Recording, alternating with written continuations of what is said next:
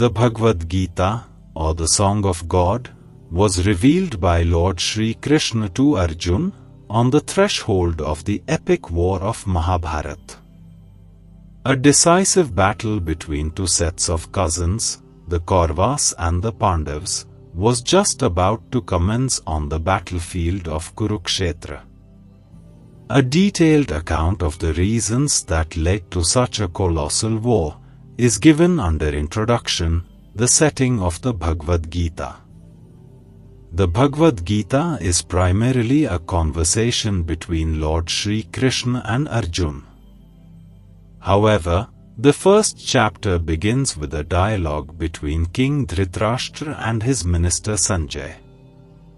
Dhritarashtra, being blind, could not leave his palace in Hastinapur, but was eager to know the ongoings of the battlefield.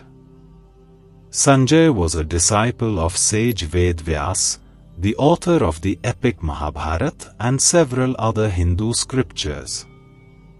Sage Ved-Vyas possessed a mystic ability to see and hear events occurring in distant places.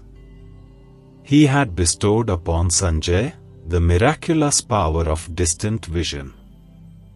Therefore, Sanjay could see and hear what transpired on the battleground of Kurukshetra, and gave a first-hand account to King Dhritarashtra while still being in his palace.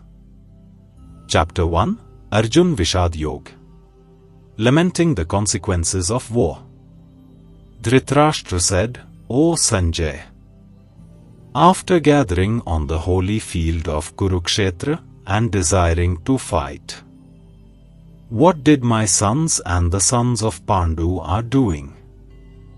Sanjay said, on observing the Pandav army standing in military formation, King Duryodhana approached his teacher Dronacharya and said the following words. Duryodhana said, Respected teacher, behold the mighty army of the sons of Pandav, so expertly arrayed for battle by your own gifted disciple, the son of Drupad. Behold, in their ranks are many powerful warriors, like Yuyudhan, Virat, and Drupad, wielding mighty bows and equal in military powers to Bhim and Arjun. There are also accomplished heroes like Drishtaketu, Chekitan, the gallant king of Kashi, Purujit, Kumtibhoj, and Shaibya, all the best of men. In their ranks, they also have the courageous Yudhamanyu, the gallant Uttamaja, the son of Subhadra, and the sons of Draupadi, who are all great warrior chiefs. O best of Brahmins, hear too about the principal generals on our side, who are especially qualified to lead. These I now recount unto you. There are personalities like yourself, Bhishma, Karan, Kripa, Ashwathama, Vikaran, and Bhurishrava, who are ever victorious in battle.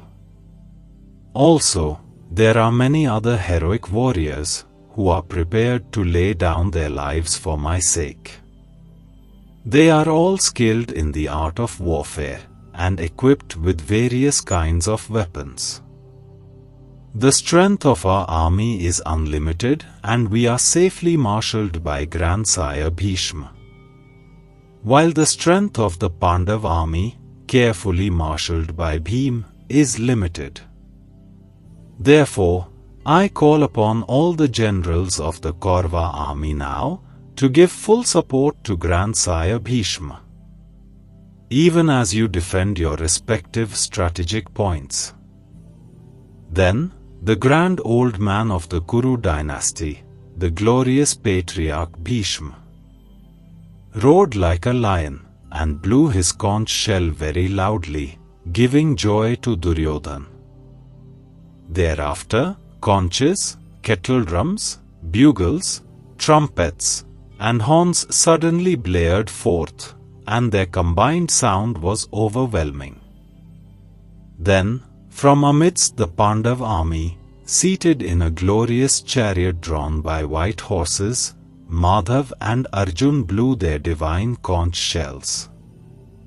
Rishikesh blew his conch shell, called Panchajanya, and Arjun blew the Devdutta. Bhim, the voracious eater and performer of Herculean tasks, blew his mighty conch, called Pondra. King Yudhishthir blew the Ananta Vijay, while Nakul and Sahdev blew the Sughosh and Mani Pushpak. The excellent archer and king of Kashi, the great warrior Shikhandi, Drishtdyumna, Virat, and the invincible Satyaki, Drupad, the 5 sons of Draupadi, and the mighty armed Abhimanyu, son of Subhadra, all blew their respective conch shells, O ruler of the earth. The terrific sound thundered across the sky and the earth, and shattered the hearts of your sons, O Dhritarashtra. At that time, the son of Pandu, Arjun, who had the insignia of Hanuman on the flag of his chariot, took up his bow. Seeing your sons arrayed against him, Arjun then spoke the following words to Sri Krishna. Arjun said, O infallible one, please take my chariot to the middle of both armies, so that I may look at the warriors arrayed for battle, whom I must fight in this great combat. I desire to see those who have come here to fight on the side of the evil-minded son of Dhritarashtra, wishing to please him. Sanjay said, O Dhritarashtra, having thus been addressed by Arjun, the conqueror of sleep, Sri Krishna then drew the magnificent chariot between the 2 armies. In the presence of Bhishma, Dronacharya, and all the other kings, Sri Krishna said, O Parth, behold these Kurus, gathered here. There, Arjun could see stationed in both armies, his fathers, grandfathers, teachers, maternal uncles, brothers, cousins, sons, nephews, grandnephews, friends, fathers-in-law, and well-wishers. Seeing all his relatives present there, Arjun, the son of Kunti, was overwhelmed with compassion and with deep sorrow spoke the following words. Arjun said, O Krishna, seeing my own kinsmen arrayed for battle here and intent on killing each other, my limbs are giving way and my mouth is drying up. My whole body shudders. My hair is standing on end. My bow, the Gandhiv, is slipping from my hand, and my skin is burning all over. My mind is in quandary and whirling in confusion. I am unable to hold myself steady any longer. O Krishna, killer of the Keshi demon, I only see omens of misfortune. I do not foresee how any good can come from killing my own kinsmen in this battle. O Krishna, I do not desire victory, kingdom, or the happiness accruing to it. Of what avail will be a kingdom, pleasures, or even life itself, when the very persons for whom we covet them are standing before us for battle? Teachers, fathers, sons, grandfathers, maternal uncles, and other kinsmen are present here, staking their lives and riches. O Madhusudan, I do not wish to slay them, even if they attack me. If we kill the sons of Dhritarashtra, what satisfaction will we derive from the dominion over the 3 worlds, what to speak of this earth? O maintainer of all living entities, what pleasure will we derive from killing the sons of Dhritarashtra? Even though they may be aggressors, sin will certainly come upon us if we slay them. Hence, it does not behove us to kill our own cousins, the sons of Dhritarashtra, and friends. O Madhav, Krishna, How can we hope to be happy by killing our own kinsmen? Their thoughts are overpowered by greed, and they see no wrong in annihilating their relatives or wreaking treachery upon friends. Yet, O Janardhan, Krishna, why should we, who can clearly see the crime in killing our kindred, not turn away from this sin? When a dynasty is destroyed, its traditions get vanquished, and the rest of the family becomes involved in irreligion. With the preponderance of vice, O Krishna, the women of the family become immoral, and from the immorality of women, O descendant of Vrishni, unwanted progeny are born. An increase in unwanted children results in hellish life both for the family and for those who destroy the family. Deprived of sacrificial offerings, the ancestors of such corrupt families also fall. Through the evil deeds of those who destroy the family tradition and thus give rise to unwanted progeny, a variety of social and family welfare activities are ruined. O Janardhan, Krishna, I have heard from the learned that those who destroy family traditions dwell in hell for an indefinite period of time. Alas! How strange it is that we have set our mind to perform this great sin with horrifying consequences. Driven by the desire for kingly pleasures, we are intent on killing our own kinsmen. It would be better if, with weapons in hand, the sons of Dhritarashtra kill me unarmed and unresisting on the battlefield. Sanjay said, speaking thus, Arjun cast aside his bow and arrows, and sunk into the seat of his chariot, his mind in distress and overwhelmed with grief. Chapter 2, Sankhya Yoga. The Yoga of Analytical Knowledge. In this chapter, Arjun reiterates to Sri Krishna that he is unable to cope with his current situation, where he has to kill his elders and teachers. He refuses to take part in such a battle, and requests Sri Krishna to be his spiritual teacher and guide him on the proper path of action. Then the Supreme Lord starts imparting divine knowledge to Arjuna. He begins with the immortal nature of the soul, which is eternal and imperishable. Death only destroys the physical body, but the soul continues its journey. Just as a person discards his old clothes and adorns new ones, the soul keeps changing bodies from one lifetime to another. The Lord then reminds Arjuna that his social responsibility as a warrior is to fight for upholding righteousness. He explains that performing one's social duty is a virtuous act that can take him to the celestial abodes, while dereliction only leads to infamy and humiliation. At first, Sri Krishna tries to motivate Arjuna at a mundane level.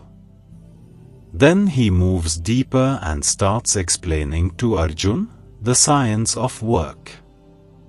He asks Arjuna to perform his deeds without any attachment to their fruits.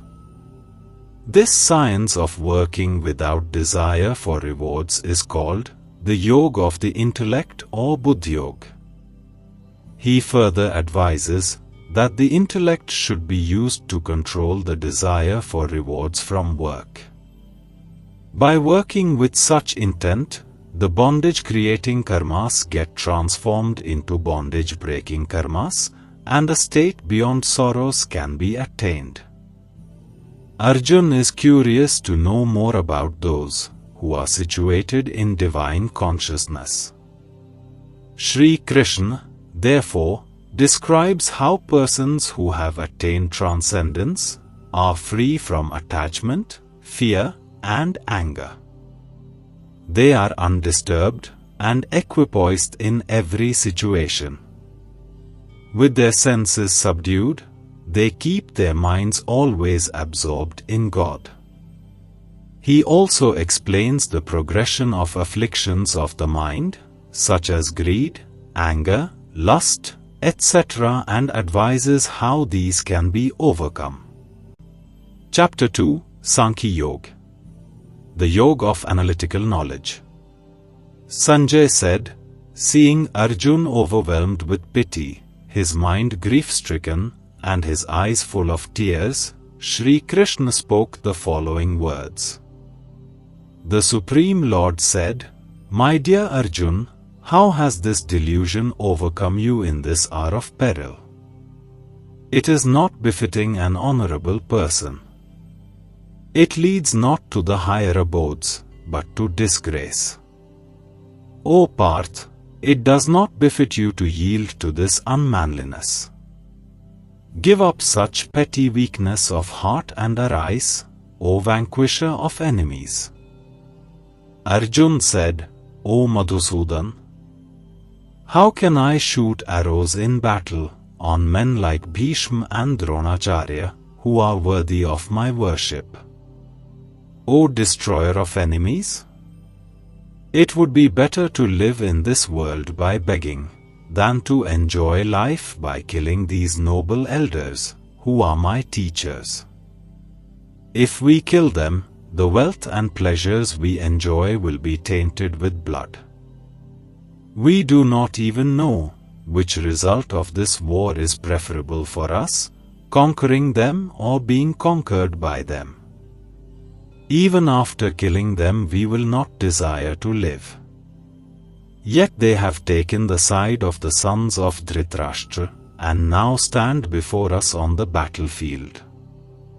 I am confused about my duty, and am besieged with anxiety and faint-heartedness. I am your disciple, and am surrendered to you. Please instruct me for certain what is best for me. I can find no means of driving away this anguish that is drying up my senses. Even if I win a prosperous and unrivaled kingdom on the earth, or gain sovereignty like the celestial gods, I will be unable to dispel this grief. Sanjay said, having thus spoken, Gurkesh, that chastiser of enemies, addressed Rishikesh. Govind, I shall not fight, and became silent. O Dhritarashtra, thereafter, in the midst of both the armies, Shri Krishna smilingly spoke the following words to the grief-stricken Arjuna. The Supreme Lord said, while you speak words of wisdom, you are mourning for that which is not worthy of grief. The wise lament neither for the living nor for the dead. Never was there a time when I did not exist, nor you, nor all these kings, nor in the future shall any of us cease to be. Just as the embodied soul continuously passes from childhood to youth to old age, similarly, at the time of death, the soul passes into another body. The wise are not deluded by this. O son of Kunti, the contact between the senses and the sense objects gives rise to fleeting perceptions of happiness and distress. These are non-permanent, and come and go like the winter and summer seasons. O descendant of Bharat, one must learn to tolerate them without being disturbed. O Arjuna, noblest amongst men, that person who is not affected by happiness and distress, and remains steady in both, becomes eligible for liberation. Of the transient there is no endurance, and of the eternal there is no cessation. This has verily been observed and concluded by the seers of the truth, after studying the nature of both. That which pervades the entire body, know it to be indestructible. No one can cause the destruction of the imperishable soul. Only the material body is perishable, the embodied soul within is indestructible, immeasurable, and eternal. Therefore, fight, O descendant of Bharat. Neither of them is in knowledge, the one who thinks the soul can slay and the one who thinks the soul can be slain. For truly, the soul neither kills nor can it be killed. The soul is neither born, nor does it ever die, nor having once existed, does it ever cease to be. The soul is without birth, eternal, immortal, and ageless. It is not destroyed when the body is destroyed. O Parth, how can one who knows the soul to be imperishable, eternal, unborn, and immutable, kill anyone or cause anyone to kill? As a person sheds worn-out garments and wears new ones, likewise, at the time of death, the soul casts off its worn-out body and enters a new one. Weapons cannot shred the soul, nor can fire burn it. Water cannot wet it, nor can the wine dry it. The soul is unbreakable and incombustible. It can neither be dampened nor dried. It is everlasting, in all places, unalterable, immutable, and primordial. The soul is spoken of as invisible, inconceivable, and unchangeable. Knowing this, you should not grieve for the body.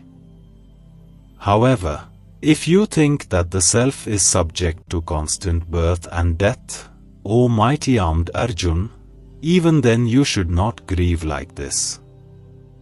Death is certain for one who has been born, and rebirth is inevitable for one who has died. Therefore, you should not lament over the inevitable. O scion of Bharat, all created beings are unmanifest before birth, manifest in life, and again unmanifest on death. So why grieve? Some see the soul as amazing, some describe it as amazing, and some hear of the soul as amazing, while others, even on hearing, cannot understand it at all. O Arjun, the soul that dwells within the body is immortal, therefore, you should not mourn for anyone. Besides, considering your duty as a warrior, you should not waver. Indeed, for a warrior, there is no better engagement than fighting for upholding of righteousness. O Parth, happy are the warriors to whom such opportunities to defend righteousness come unsought, opening for them the stairway to the celestial abodes. However, if you refuse to fight this righteous war, abandoning your social duty and reputation, you will certainly incur sin. People will speak of you as a coward and a deserter. For a respectable person, infamy is worse than death. The great generals who hold you in high esteem will think that you fled from the battlefield out of fear, and thus will lose their respect for you. Your enemies will defame and humiliate you with unkind words, disparaging your might. Alas, what could be more painful than that? If you fight, you will either be slain on the battlefield and go to the celestial abodes, or you will gain victory and enjoy the kingdom on earth. Therefore arise with determination, O son of Kunti, and be prepared to fight. Fight for the sake of duty, treating alike happiness and distress, loss and gain, victory and defeat. Fulfilling your responsibility in this way, you will never incur sin. Here, I have explained to you Sankhya Yoga, or analytic knowledge regarding the nature of the soul. Now listen, O Parth, as I reveal Buddhi Yoga, or the Yoga of intellect. When you work with such understanding, you will be freed from the bondage of karma. Working in this state of consciousness, there is no loss or adverse result, and even a little effort saves one from great danger. O descendant of the Kurus, the intellect of those who are on this path is resolute, and their aim is one-pointed. But the intellect of those who are irresolute is many-branched. Those with limited understanding get attracted to the flowery words of the Vedas, which advocate ostentatious rituals for elevation to the celestial abodes, and presume no higher principle is described in them. They glorify only those portions of the Vedas that please their senses, and perform pompous ritualistic ceremonies for attaining high birth, opulence, sensual enjoyment, and elevation to the heavenly planets. With their minds deeply attached to worldly pleasures, and their intellects bewildered by such things, they are unable to possess the resolute determination for success on the path to God. The Vedas deal with the three modes of material nature, O Arjun. Rise above the three modes to a state of pure spiritual consciousness, freeing yourself from dualities, eternally fixed in truth, and without concern for material gain and safety, be situated in the self. Whatever purpose is served by a small well of water is naturally served in all respects by a large lake. Similarly, one who realizes the absolute truth also fulfills the purpose of all the Vedas. You have a right to perform your prescribed duties, but you are not entitled to the fruits of your actions. Never consider yourself to be the cause of the results of your activities, nor be attached to inaction. Be steadfast in the performance of your duty, O Arjun, abandoning attachment to success and failure. Such equanimity is called yoga. Seek refuge in divine knowledge and insight, O Arjun, and discard reward-seeking actions that are certainly inferior to works performed with the intellect established in divine knowledge. Miserly are those who seek to enjoy the fruits of their works. One who prudently practices the science of work without attachment can get rid of both good and bad reactions in this life itself. Therefore, strive for yoga, which is the art of working skillfully in proper consciousness. The wise endowed with equanimity of intellect abandon attachment to the fruits of actions, which bind one to the cycle of life and death. By working in such consciousness, they attain the state beyond all suffering. When your intellect crosses the quagmire of delusion, you will then acquire indifference to what has been heard and what is yet to be heard about enjoyments in this world and the next. When your intellect ceases to be allured by the fruitive sections of the Vedas and remains steadfast in divine consciousness, you will then attain the state of perfect yoga. Arjun said, O Keshav, what is the disposition of one who is situated in divine consciousness? How does an enlightened person talk? How does he sit? How does he walk? The Supreme Lord said, O Parth, when one discards all selfish desires and cravings of the senses that torment the mind, and becomes satisfied in the realization of the self, such a person is said to be transcendentally situated. One whose mind remains undisturbed amidst misery, who does not crave for pleasure, and who is free from attachment, fear, and anger, is called a sage of steady wisdom. One who remains unattached under all conditions, and is neither delighted by good fortune nor dejected by tribulation, he is a sage with perfect knowledge. One who is able to withdraw the senses from their objects, just as a tortoise withdraws its limbs into its shell, is established in divine wisdom. Aspirants may restrain the senses from their objects of enjoyment, but the taste for the sense objects remains. However, even this taste ceases for those who realize the Supreme. The senses are so strong and turbulent, O son of Kunti, that they can forcibly carry away the mind even of a person endowed with discrimination who practices self-control. They are established in perfect knowledge, who subdue their senses and keep their minds ever absorbed in me.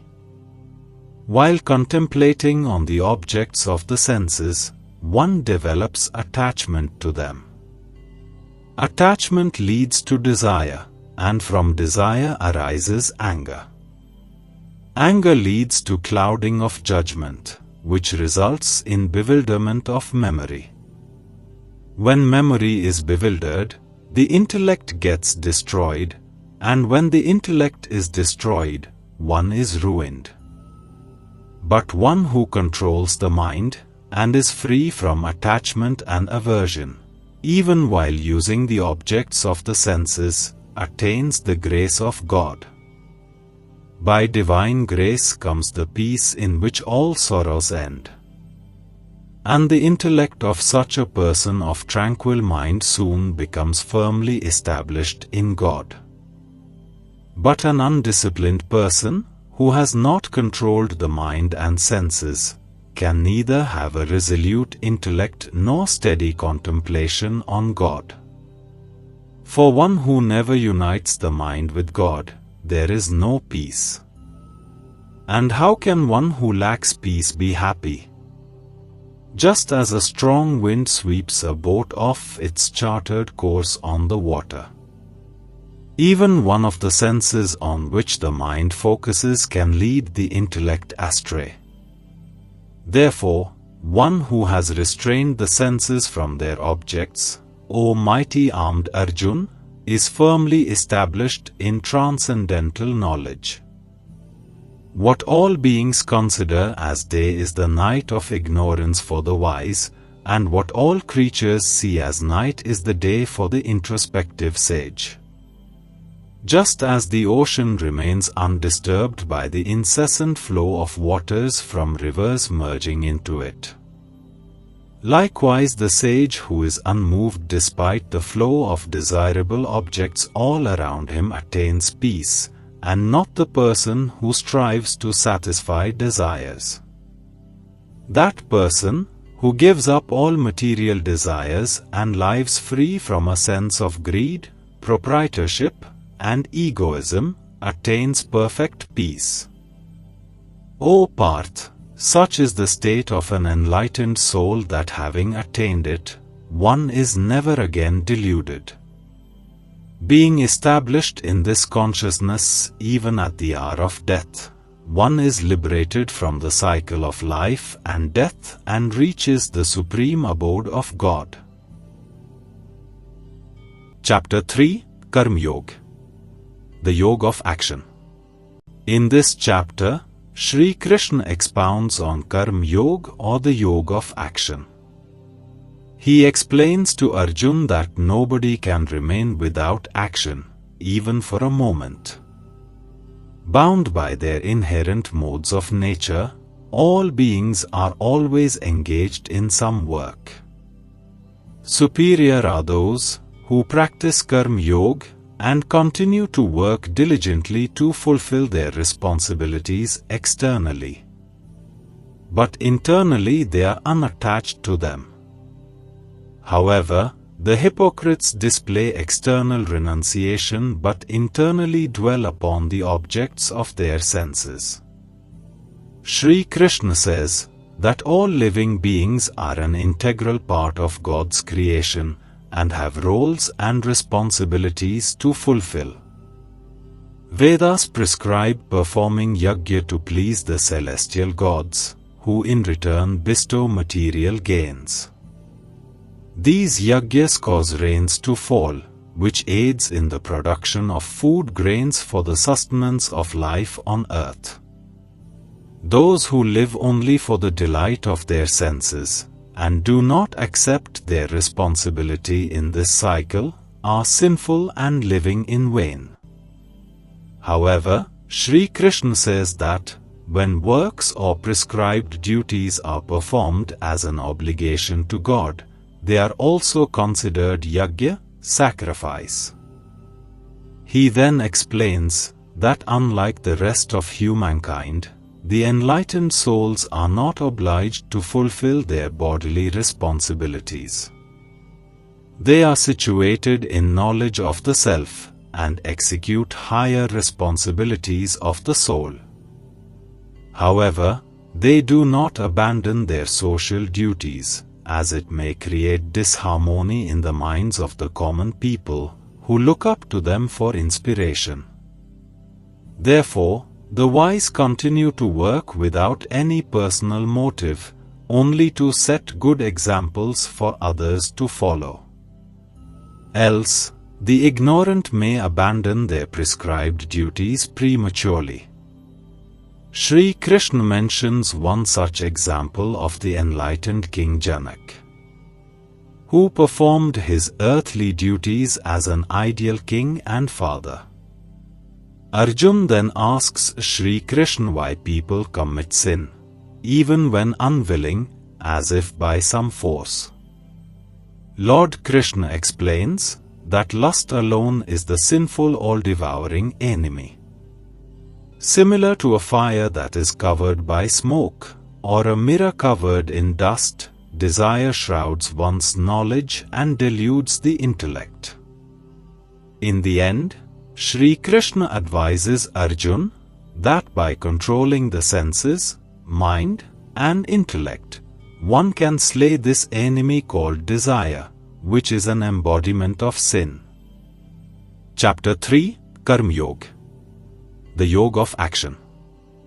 Arjuna said, O Janardhan, if you consider knowledge superior to action, then why do you ask me to wage this terrible war? My intellect is bewildered by your ambiguous advice. Please tell me decisively the one path by which I may attain the highest good. The Lord said, O sinless one, the two paths leading to enlightenment were previously explained by me. The path of knowledge, for those inclined toward contemplation, and the path of work for those inclined toward action. One cannot achieve freedom from karmic reactions by merely abstaining from work. Nor can one attain perfection of knowledge by mere physical renunciation. There is no one who can remain without action, even for a moment. Indeed, all beings are compelled to act by their qualities born of material nature, the three gunas. Those who restrain the external organs of action, while continuing to dwell on sense objects in the mind, certainly delude themselves and are to be called hypocrites.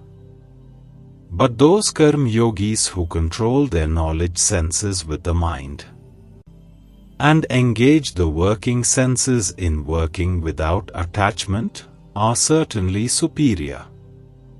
You should thus perform your prescribed Vedic duties, since action is superior to inaction. By ceasing activity, even your bodily maintenance will not be possible. Work must be done as a yajna to the Supreme Lord, otherwise, work causes bondage in this material world. Therefore, O son of Kunti, for the satisfaction of God, perform your prescribed duties without being attached to the results. In the beginning of creation, Brahma created humankind along with duties, and said, "Prosper in the performance of these yagyas, sacrifices, for they shall bestow upon you all you wish to achieve. By your sacrifices, the celestial gods will be pleased. And by cooperation between humans and the celestial gods, great prosperity will reign for all.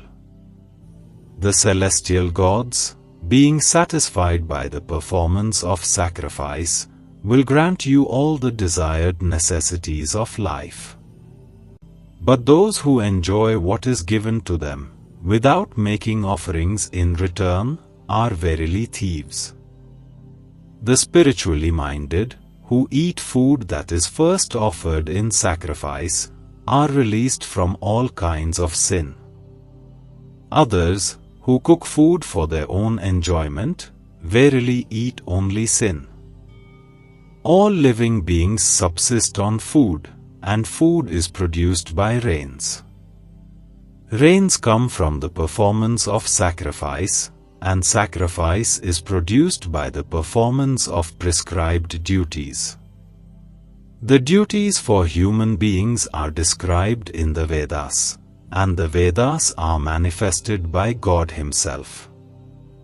Therefore, the all-pervading Lord is eternally present in acts of sacrifice. O Parth, those who do not accept their responsibility in the cycle of sacrifice, established by the Vedas, are sinful. They live only for the delight of their senses, indeed their lives are in vain. But those who rejoice in the self, who are illumined and fully satisfied in the self, for them, there is no duty.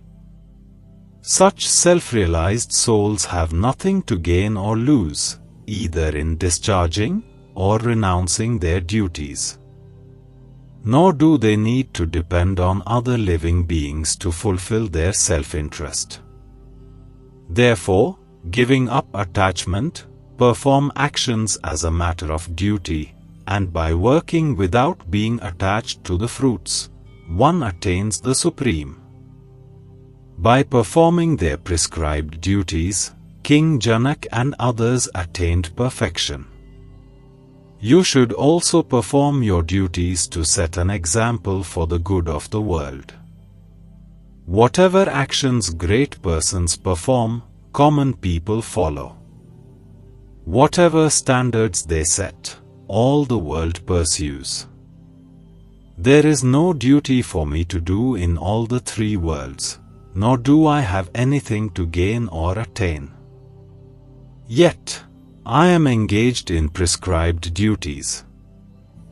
If I did not carefully perform the prescribed duties, O Parth, all men would follow my path in all respects. If I ceased to perform prescribed actions, all these worlds would perish. I would be responsible for the pandemonium that would prevail, and would thereby destroy the peace of the human race. As ignorant people perform their duties with attachment to the results, O scion of Bharat, so should the wise act without attachment, for the sake of leading people on the right path. The wise should not create discord in the intellects of ignorant people, who are attached to fruitive actions, by inducing them to stop work. Rather, by performing their duties in an enlightened manner, they should inspire the ignorant also to do their prescribed duties. All activities are carried out by the three modes of material nature. But in ignorance, the soul, deluded by false identification with the body, thinks of itself as the doer. O mighty armed Arjun, illumined persons distinguish the soul as distinct from gunas and karmas. They perceive that it is only the gunas, in the shape of the senses, mind, and others, that move among the gunas, in the shape of the objects of perception, and thus they do not get entangled in them. Those who are deluded by the operation of the gunas become attached to the results of their actions. But the wise who understand these truths should not unsettle such ignorant people who know very little. Performing all works as an offering unto me, constantly meditate on me as the Supreme. Become free from desire and selfishness, and with your mental grief departed, fight. Those who abide by these teachings of mine, with profound faith and free from envy, are released from the bondage of karma. But those who find faults with my teachings, being bereft of knowledge and devoid of discrimination, they disregard these principles and bring about their own ruin.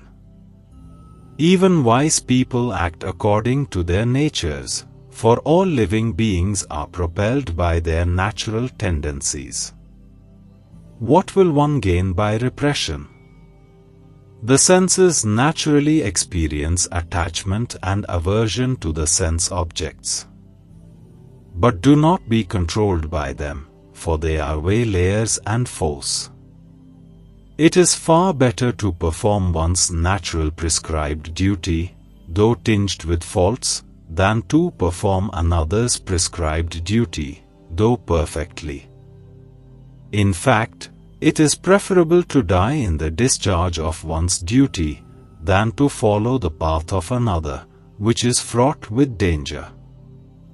Arjuna asked, "Why is a person impelled to commit sinful acts, even unwillingly, as if by force, O descendant of Vrishni?"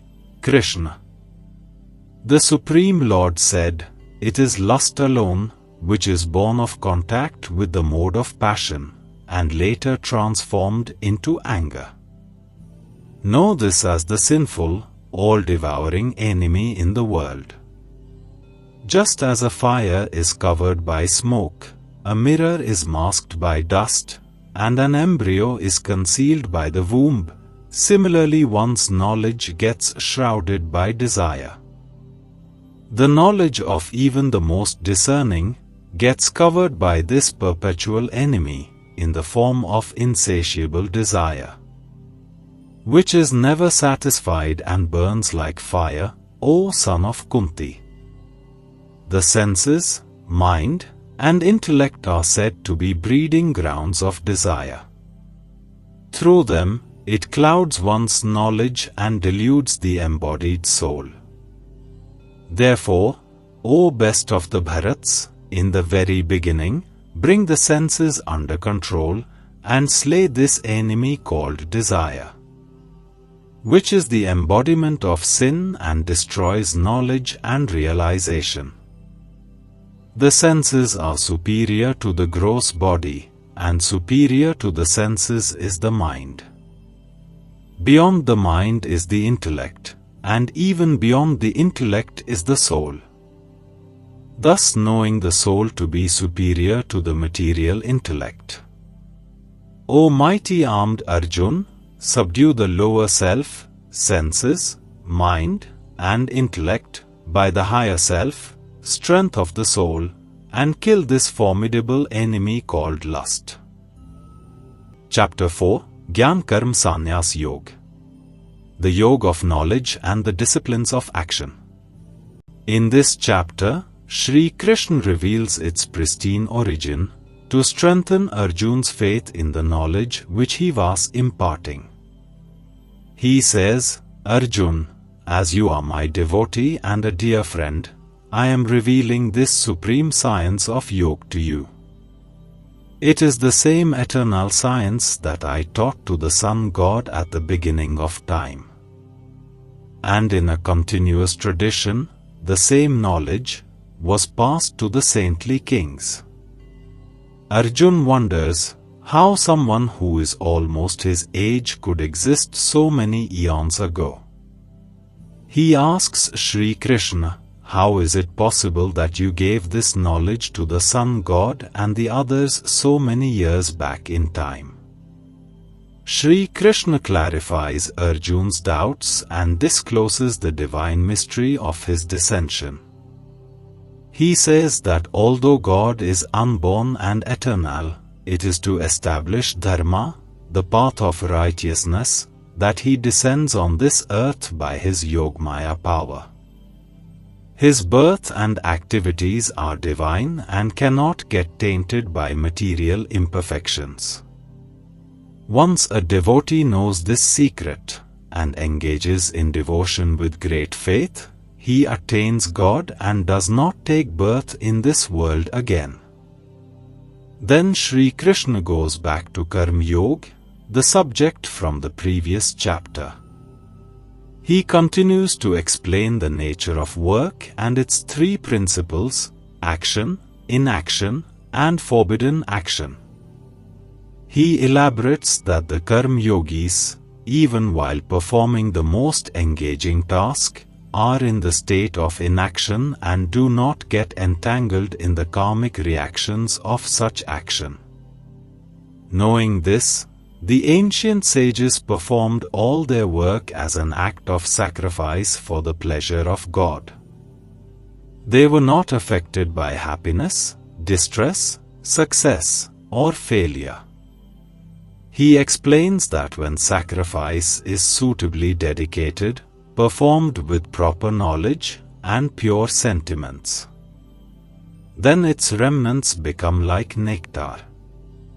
And by partaking such nectar, the devotees are cleansed of all impurities. Even the biggest sinner can cross over the ocean of material miseries by boarding this boat of eternal knowledge. Shri Krishna says that such knowledge should be acquired only from a genuine spiritual master, who himself is God-realized. Being his guru, Shri Krishna instructs Arjuna to cut apart all doubts that have arisen in his heart with this sword of knowledge. He asks Arjuna to now get up and perform his duty as a warrior. Chapter 4, Gyan Karma Sannyas Yoga. The Yoga of Knowledge and the Disciplines of Action. The Supreme Lord Shri Krishna said, I taught this eternal science of Yoga to the sun god Vivasvan, who passed it on to Manu.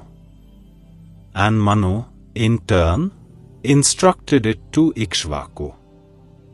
O subduer of enemies, the saintly kings thus received this science of Yoga in a continuous tradition.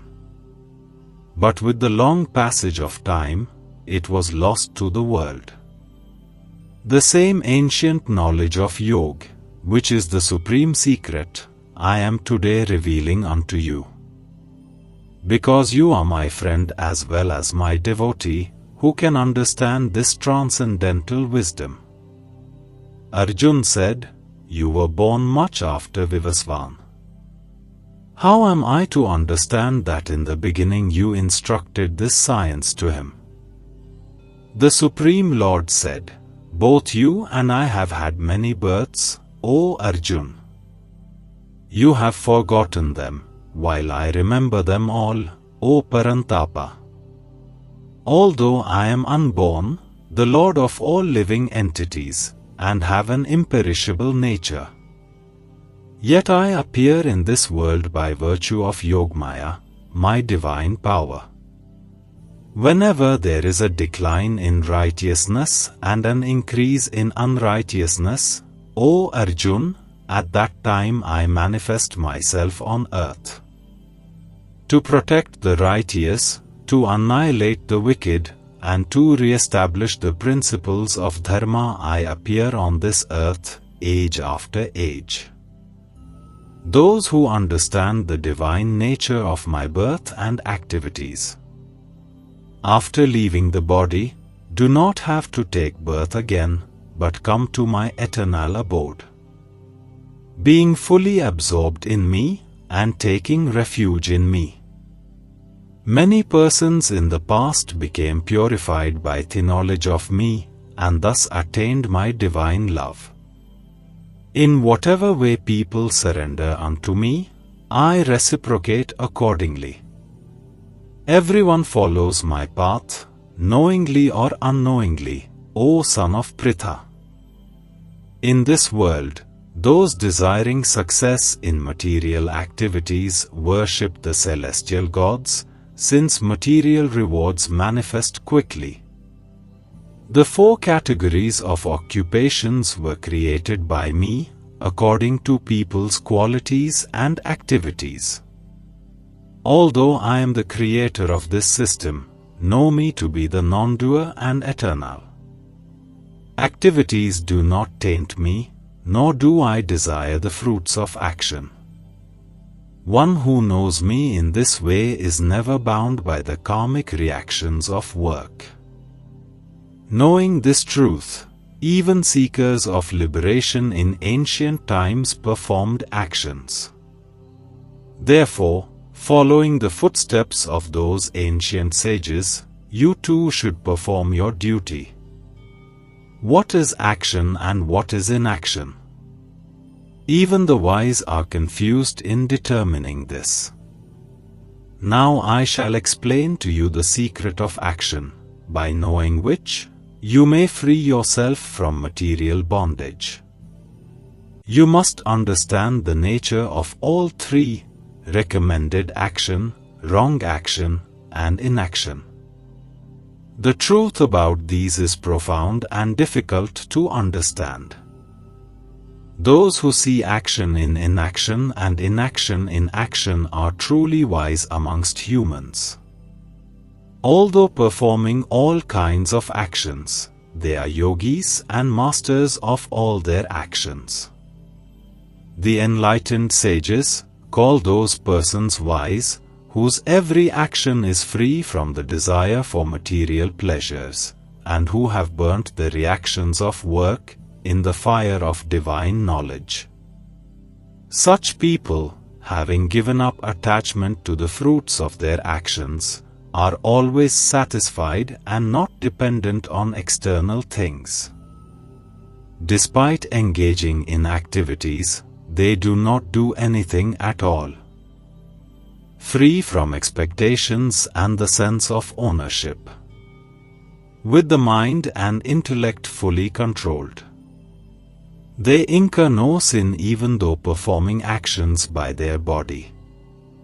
Content with whatever gain comes of its own accord, and free from envy, they are beyond the dualities of life. Being equipoised in success and failure, they are not bound by their actions, even while performing all kinds of activities. They are released from the bondage of material attachments and their intellect is established in divine knowledge. Since they perform all actions as a sacrifice to God, they are freed from all karmic reactions. For those who are completely absorbed in God consciousness, the oblation is Brahman, the larle with which it is offered is Brahman, the act of offering is Brahman, and the sacrificial fire is also Brahman. Such persons, who view everything as God, easily attain Him. Some yogis worship the celestial gods with material offerings unto them. Others worship perfectly who offer the self as sacrifice in the fire of the Supreme Truth. Others offer hearing and other senses in the sacrificial fire of restraint. Still others offer sound and other objects of the senses as sacrifice in the fire of the senses. Some, inspired by knowledge, offer the functions of all their senses and their life energy in the fire of the controlled mind. Some offer their wealth as sacrifice, while others offer severe austerities as sacrifice. Some practice the eightfold path of yogic practices, and yet others study the scriptures and cultivate knowledge as sacrifice, while observing strict vows. Still others offer as sacrifice the outgoing breath in the incoming breath, while some offer the incoming breath into the outgoing breath. Some arduously practice pranayam and restrain the incoming and outgoing breaths, purely absorbed in the regulation of the life energy. Yet others curtail their food intake and offer the breath into the life energy as sacrifice. All these knowers of sacrifice are cleansed of their impurities as a result of such performances. Those who know the secret of sacrifice, and engaging in it, partake of its remnants that are like nectar, advance toward the absolute truth. O best of the Kurus, those who perform no sacrifice, find no happiness either in this world or the next. All these different kinds of sacrifice have been described in the Vedas. Know them as originating from different types of work. This understanding cuts the knots of material bondage. O subduer of enemies, sacrifice performed in knowledge is superior to any mechanical material sacrifice. After all, O Parth, all sacrifices of work culminate in knowledge. Learn the truth by approaching a spiritual master. Inquire from him with reverence, and render service unto him. Such an enlightened saint can impart knowledge unto you, because he has seen the truth. Following this path and having achieved enlightenment from a guru, you will no longer fall into delusion. In the light of that knowledge, you will see that all living beings are but parts of the Supreme, and are within me.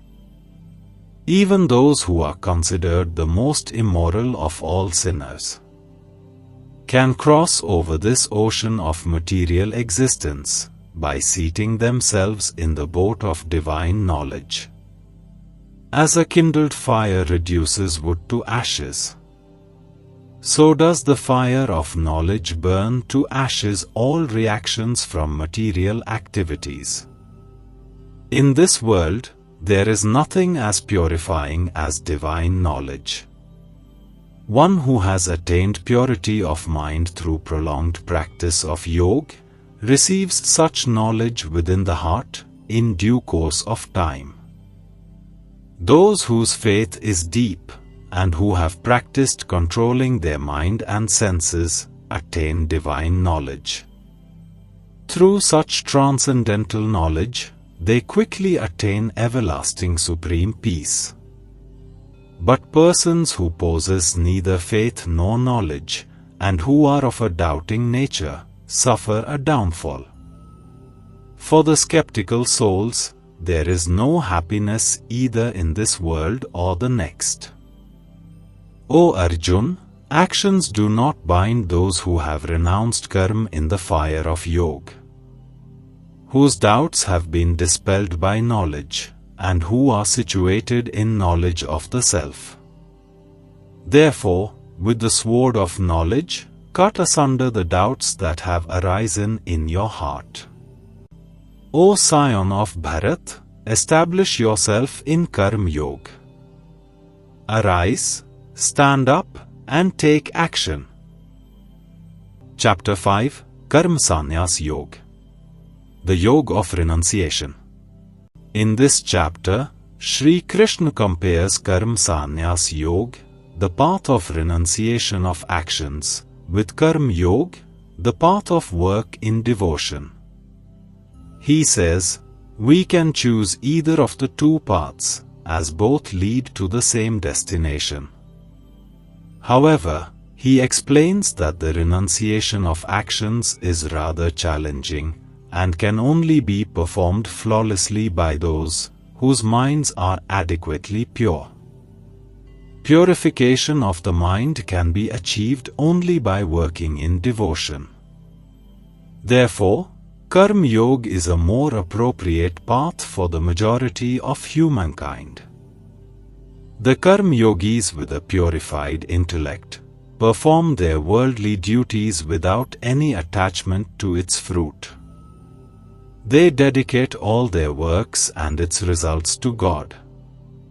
Just as a lotus leaf that floats on water does not get wet, the Karma Yogis also remain unaffected by sin. They are aware that the soul resides within the body that is like a city with 9 gates. Therefore, they do not consider themselves to be the doer nor the enjoyer of their actions. Endowed with the vision of equality, they look equally upon a Brahman, a cow, an elephant, a dog, and a dog-eater. Seated in the absolute truth, such truly learned people develop flawless qualities similar to God. The ignorant worldly people do not realize that the pleasures they strive to relish from their sense objects are the very source of their misery. However, the Karma Yogis do not get any joy from such worldly pleasures. Instead, they enjoy the bliss of God, who resides inside them. Lord Shri Krishna then describes Karma Sannyas Yoga, or the path of renunciation. He says that the Karma Sannyasis control their mind, intellect, and senses by performing several austerities. By shutting out all their thoughts of external pleasures, they become free from fear, desire, and anger. And by including devotion to God in all their austerities, they attain long-lasting peace. Chapter 5, Karma Sannyas Yoga. The Yoga of Renunciation. Arjuna said, O Shri Krishna, you praised Karma Sannyas, and you also advised to do Karma Yoga. Please tell me decisively which of the two is more beneficial. The Supreme Lord said, both the path of Karma Sannyas and Karma Yoga lead to the supreme goal. But Karma Yoga is superior to Karma Sannyas. The Karma Yogis, who neither desire nor hate anything, should be considered always renounced. Free from all dualities, they are easily liberated from the bonds of material energy. Only the ignorant speak of Sankhya Yoga and Karma Yoga as different. Those who are truly learned says that, by applying ourselves to any one of these paths, we can achieve the results of both. The supreme state that is attained by means of Karma Sannyas is also attained by working in devotion. Hence, those who see Karma Sannyas and Karma Yoga to be identical, truly see things as they are. Perfect renunciation, Karma Sannyas, is difficult to attain without performing work in devotion, Karma Yoga. O mighty armed Arjuna, but the sage who is adept in Karma Yoga quickly attains the supreme. The Karma Yogis, who are of purified intellect, and who control the mind and senses, see the soul of all souls in every living being. Though performing all kinds of actions, they are never entangled. Those steadfast in Karma Yoga always think, I am not the doer, even while engaged in seeing, hearing, touching, smelling, moving, sleeping, breathing, speaking, excreting, grasping, and opening or closing the eyes. With the light of divine knowledge, they see that it is only the material senses that are moving amongst their objects. Those who dedicate their actions to God, abandoning all attachment, remain untouched by sin, just as a lotus leaf is untouched by water. The yogis, while giving up attachment, perform actions with their body, senses, mind, and intellect, only for the purpose of self-purification. Offering the results of all activities to God, the Karma Yogis attain everlasting peace. Whereas those who, being impelled by their desires, work with a selfish motive become entangled, because they are attached to the fruits of their actions. The embodied beings, who are self-controlled and detached, reside happily in the city of 9 gates, free from thoughts that they are the doers or the cause of anything. Neither the sense of doership nor the nature of actions comes from God, nor does He create the fruits of actions. All this is enacted by the modes of material nature, gunas. The omnipresent God does not involve Himself in the sinful or virtuous deeds of anyone. The living entities are deluded because their inner knowledge is covered by ignorance. But for those whose ignorance is destroyed by divine knowledge, the Supreme Entity is revealed, just as the sun illumines everything when it rises. Those whose intellect is fixed in God, who are completely absorbed in God, with firm faith in Him as the supreme goal. Such persons quickly reach the state from which there is no return. Their sins having been dispelled by the light of knowledge. The truly learned, with the eyes of divine knowledge, see with equal vision a Brahman, a cow, an elephant, a dog, and a dog-eater.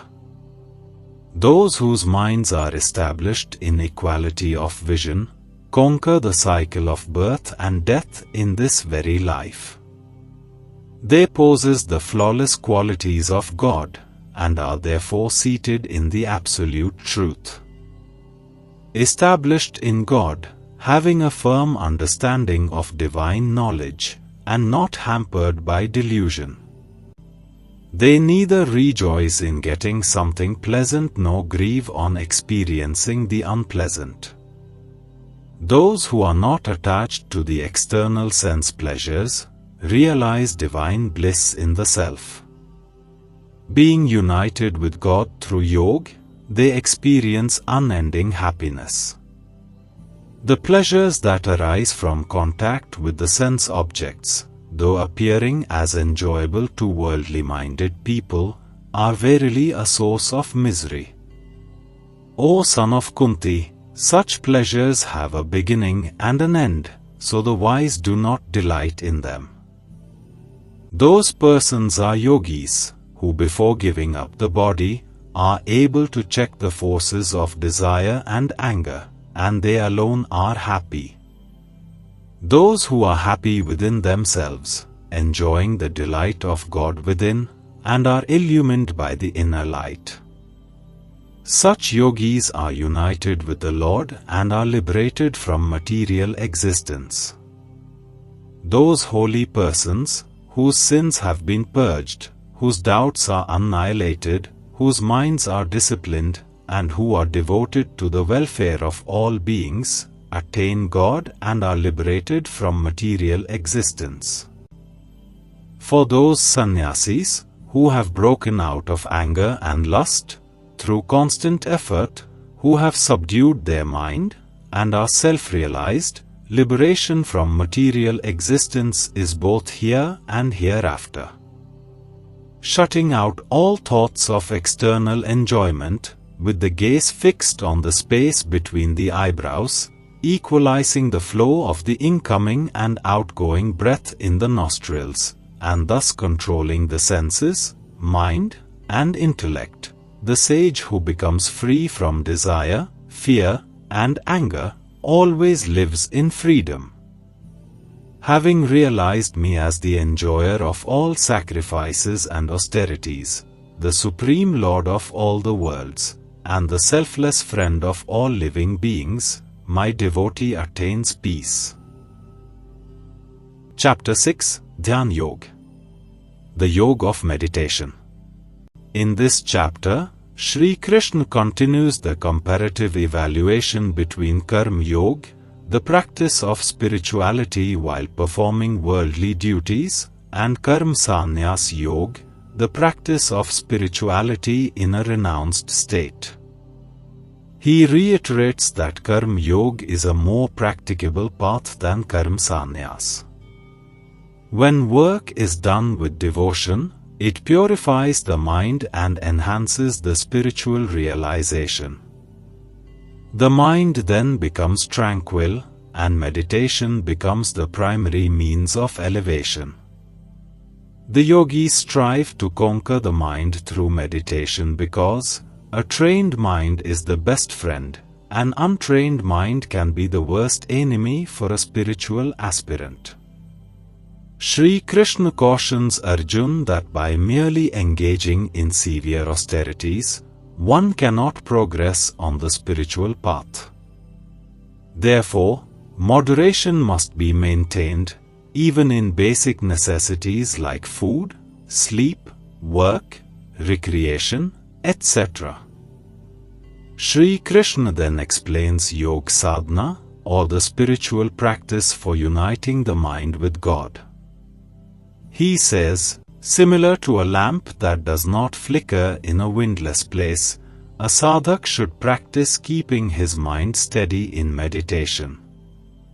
He agrees that it is difficult to restrain the mind, but it can be controlled by practice and detachment. Therefore, whenever it wanders away, one needs to bring it back and continue to focus on God. Then the mind gets purified and is established in transcendence or samadhi, which is a joyous state where one experiences infinite divine bliss. Arjuna asks, what happens to those spiritual aspirants who begin their journey, but due to an unsteady mind, they are unable to reach their goal? Shri Krishna reassures him that those who strive for God realization are able to overcome evil. God keeps an account of all our accumulated spiritual merits from past lives, and reawakens their wisdom in future births. In this way, they can continue their journey from where they had left off. And with the help of their accrued merits from previous lives, in their present life, the yogis fast track towards God. The Lord then concludes this chapter with a declaration that the yogi, who strives to unite with God, is superior to the tapasvi, ascetic, the jnani, person of learning, and the karmi, ritualistic performer. And highest among all the yogis is the one who engages in bhakti, loving devotion of God. Chapter 6, Dhyan Yoga. The Yoga of Meditation. The Supreme Lord said, those who perform prescribed duties without desiring the results of their actions are actual sannyasis and yogis. Not those who have merely ceased performing sacrifices such as Agnihotra Yajna or abandoned bodily activities. What is known as sannyas is non-different from yoga, for none become yogis without renouncing worldly desires. To the soul who is aspiring for perfection in yoga, work without attachment is said to be the means. To the sage who is already elevated in yoga, tranquility in meditation is said to be the means. When one is neither attached to sense objects nor to actions, such a person is said to be elevated in the science of yoga. Having renounced all desires for the fruits of actions, elevate yourself through the power of your mind, and not degrade yourself. The mind can be the friend and also the enemy of the self. For those who have conquered the mind, it is their friend. For those who have failed to do so, the mind works like an enemy. The yogis who have conquered the mind rise above the dualities of cold and heat, joy and sorrow, and honor and dishonor. Such yogis remain peaceful and steadfast in their devotion to God. The yogi who are satisfied by knowledge and discrimination, and have conquered their senses, remain undisturbed in all circumstances. They see everything, dirt, stones, and gold, as the same.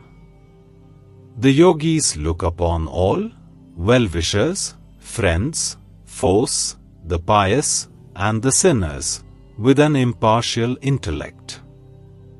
The yogi who is of equal intellect toward friend, companion, and foe, neutral among enemies and relatives, and unbiased between the righteous and sinful, is considered to be distinguished among humans. Those who seek the state of yoga should reside in seclusion, constantly engaged in meditation with a controlled mind and body, getting rid of desires and possessions for enjoyment. To practice yoga, one should make an asana in a sanctified place by placing kush grass, deerskin, and a cloth, one over the other. The asana should be neither too high nor too low. Seated firmly on it, the yogi should strive to purify the mind by focusing it in meditation with one-pointed concentration, controlling all thoughts and activities. He must hold the body, neck, and head firmly in a straight line, and gaze at the tip of the nose, without allowing the eyes to wander. Thus, with a serene, fearless, and unwavering mind, and staunch in the vow of celibacy, the vigilant yogi should meditate on me, having me alone as the supreme goal. Thus, constantly keeping the absorbed absorbed in me, the yogi of disciplined mind attains nirvana and abides in me in supreme peace. O Arjun, those who eat too much or too little, sleep too much or too little, cannot attain success in yoga. But those who are temperate in eating and recreation, balanced in work, and regulated in sleep, can mitigate all sorrows by practicing yoga. With thorough discipline, they learn to withdraw the mind from selfish cravings and rivet it on the unsurpassable good of the self. Such persons are said to be in yoga and are free from all yearning of the senses. Just as a lamp in a windless place does not flicker, so the disciplined mind of a yogi remains steady in meditation on the Supreme. When the mind restrained from material activities and becomes still by the practice of yoga, then the yogi is able to behold the soul through the purified mind, and he rejoices in the inner joy. In that joyous state of yoga, called samadhi, one experiences supreme boundless divine bliss, and thus situated, one never deviates from the eternal truth. Having gained that state, one does not consider any attainment to be greater. Being thus established, one is not shaken even in the midst of the greatest calamity. That state of severance from union with misery is known as yoga. This yoga should be resolutely practiced with determination, free from pessimism. Completely renouncing all desires arising from thoughts of the world, one should restrain the senses from all sides with the mind. Slowly and steadily, with conviction in the intellect, the mind will become fixed in God alone, and will think of nothing else. Whenever and wherever the restless and unsteady mind wanders, one should bring it back and continually focus it on God. Great transcendental happiness comes to the yogi whose mind is calm, whose passions are subdued, who is without sin, and who sees everything in connection with God. The self-controlled yogi, thus uniting the self with God, becomes free from material contamination, and being in constant touch with the Supreme, achieves the highest state of perfect happiness. The true yogis, uniting their consciousness with God, see with equal eye, all living beings in God and God in all living beings. For those who see me everywhere and see all things in me, I am never lost, nor are they ever lost to me.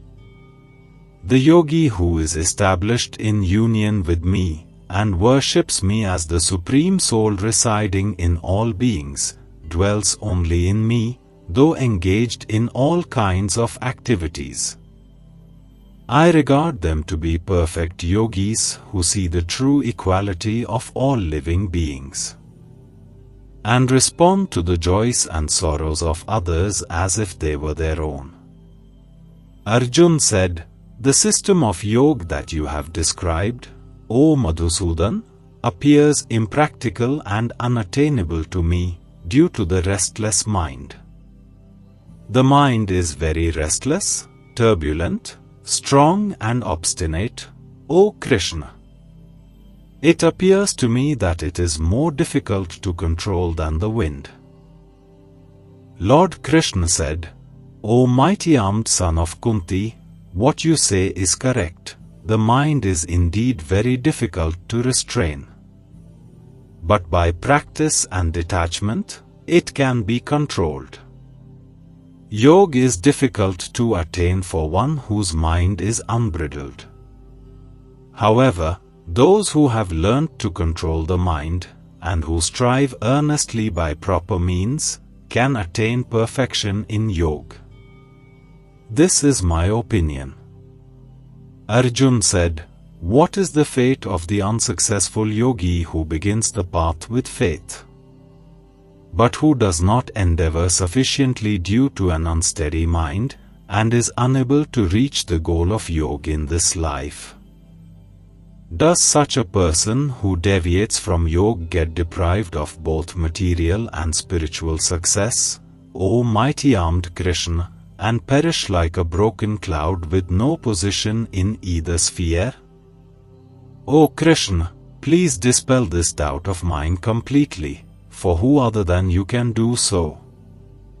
The Supreme Lord said, "O Parth, one who engages on the spiritual path does not meet with destruction either in this world or the world to come. My dear friend, one who strives for God realization is never overcome by evil. The unsuccessful yogis, upon death, go to the abodes of the virtuous.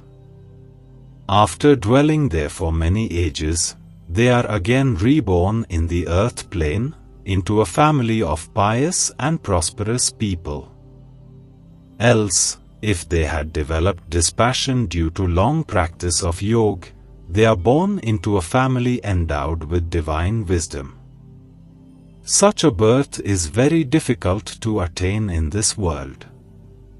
On taking such a birth, O descendant of Kurus, they reawaken the wisdom of their previous lives, and strive even harder toward perfection in yoga. Indeed, they feel drawn toward God, even against their will, on the strength of their past discipline. Such seekers naturally rise above the ritualistic principles of the scriptures. With the accumulated merits of many past births, when these yogis engage in sincere endeavors to make further progress, they become purified from material desires and attain perfection in this life itself. A yogi is superior to the tapasvi, ascetic, superior to the jnani, a person of learning, and even superior to the karmi, ritualistic performer. Therefore, O Arjun, strive to be a yogi.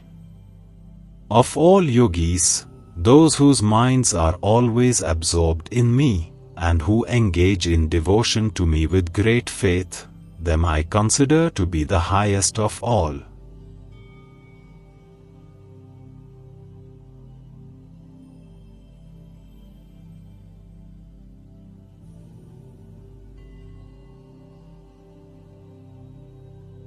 Chapter 7, Gyan Vigyan Yog. Yog through the realization of divine knowledge. This chapter begins with Sri Krishna describing the material and spiritual dimensions of God's energies. He explains that similar to beads strung on a single thread, all these energies have originated from Him and rest in Him. The entire creation begins and dissolves into Him.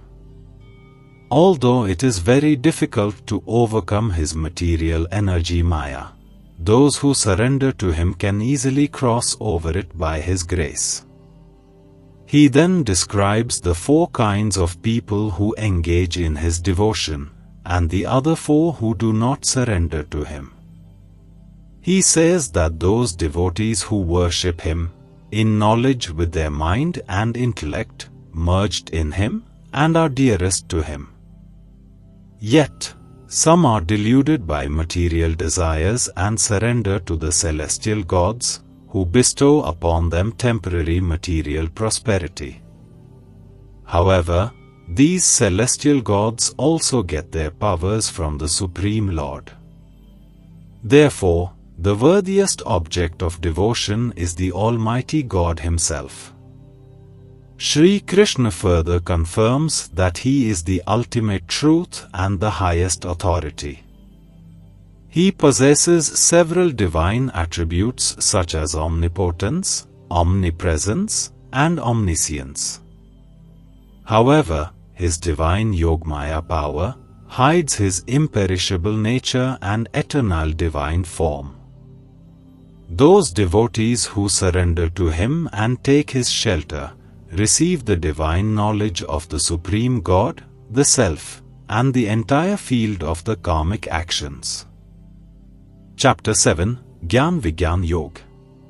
Yog through the realization of divine knowledge. The Supreme Lord said, "Now listen, O Arjun, how, with the mind attached exclusively to me, and surrendering to me through the practice of Bhakti Yoga, you can know me completely, free from doubt. I shall now reveal unto you fully this knowledge and wisdom, knowing which nothing else remains to be known in this world.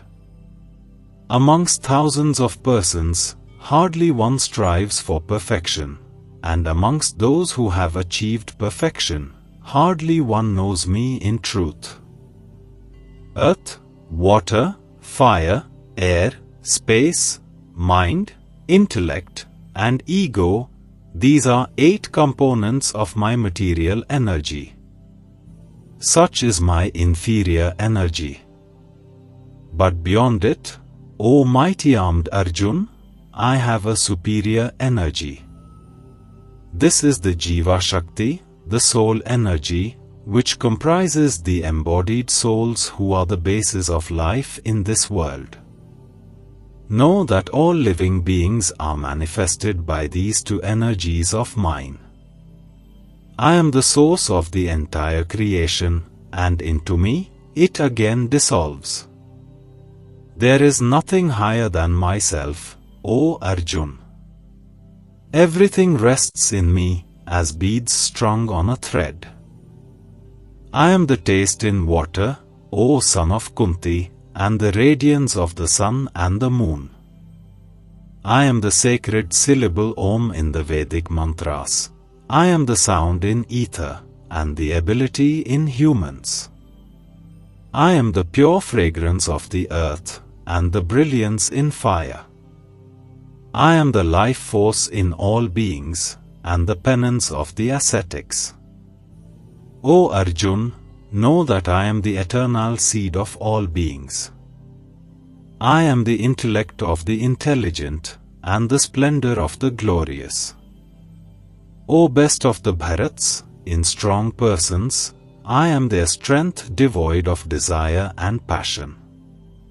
I am sexual activity not conflicting with virtue or scriptural injunctions. The 3 states of material existence, goodness, passion, and ignorance, are manifested by my energy. They are in me, but I am beyond them. Deluded by the 3 modes of Maya, people in this world are unable to know me the imperishable and eternal. My divine energy Maya, consisting of the three modes of nature, is very difficult to overcome. But those who surrender unto me cross over it easily. Four kinds of people do not surrender unto me: those ignorant of knowledge, those who lazily follow their lower nature though capable of knowing me, those with deluded intellect, and those with a demoniac nature. O best amongst the Bharats, four kinds of pious people engage in my devotion: the distressed, the seekers of knowledge, the seekers of worldly possessions, and those who are situated in knowledge. Amongst these, I consider them to be the highest, who worship me with knowledge, and are steadfastly and exclusively devoted to me. I am very dear to them, and they are very dear to me. All those who are devoted to me are indeed noble. But those in knowledge, who are of steadfast mind, whose intellect is merged in me, and who have made me alone as their supreme goal, I consider as my very self. After many births of spiritual practice, one who is endowed with knowledge surrenders unto me, knowing me to be all that is. Such a great soul is indeed very rare.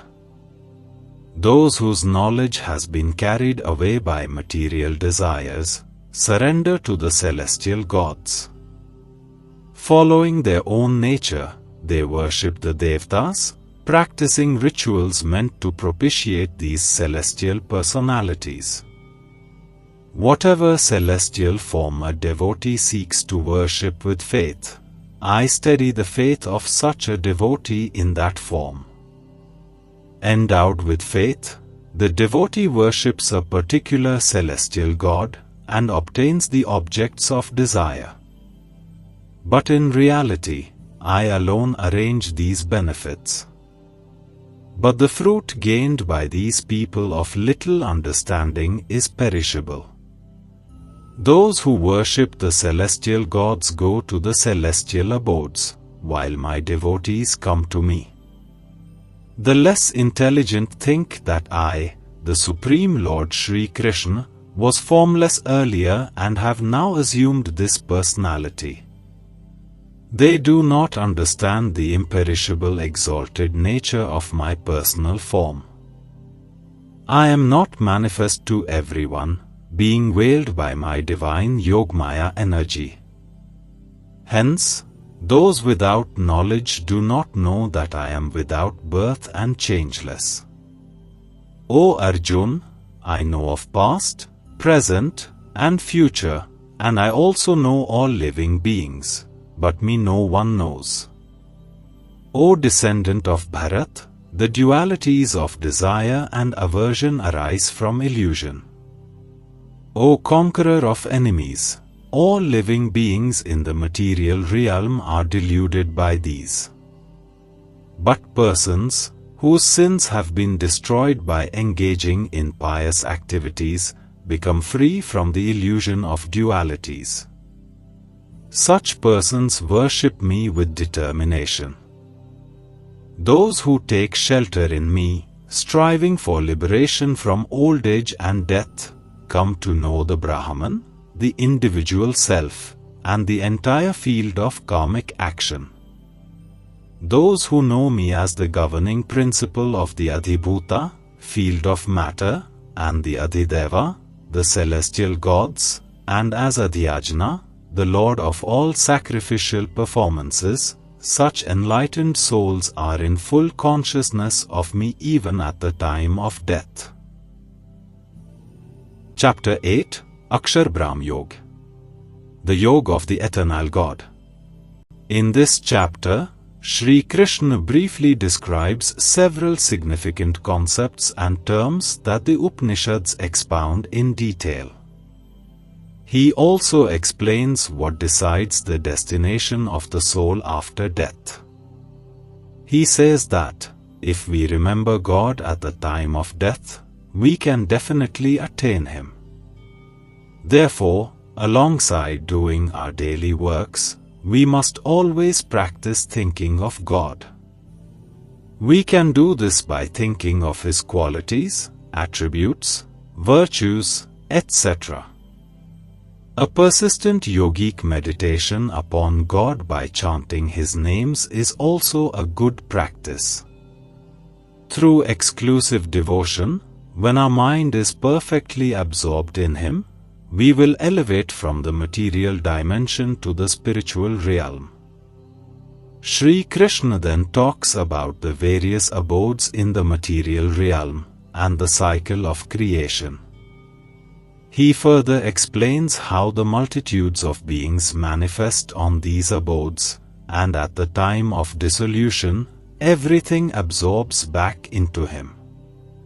However, the divine abode of God is untouched by this cycle of creation and dissolution. Those who progress on the path of light finally reach the divine abode, and never return to the material world.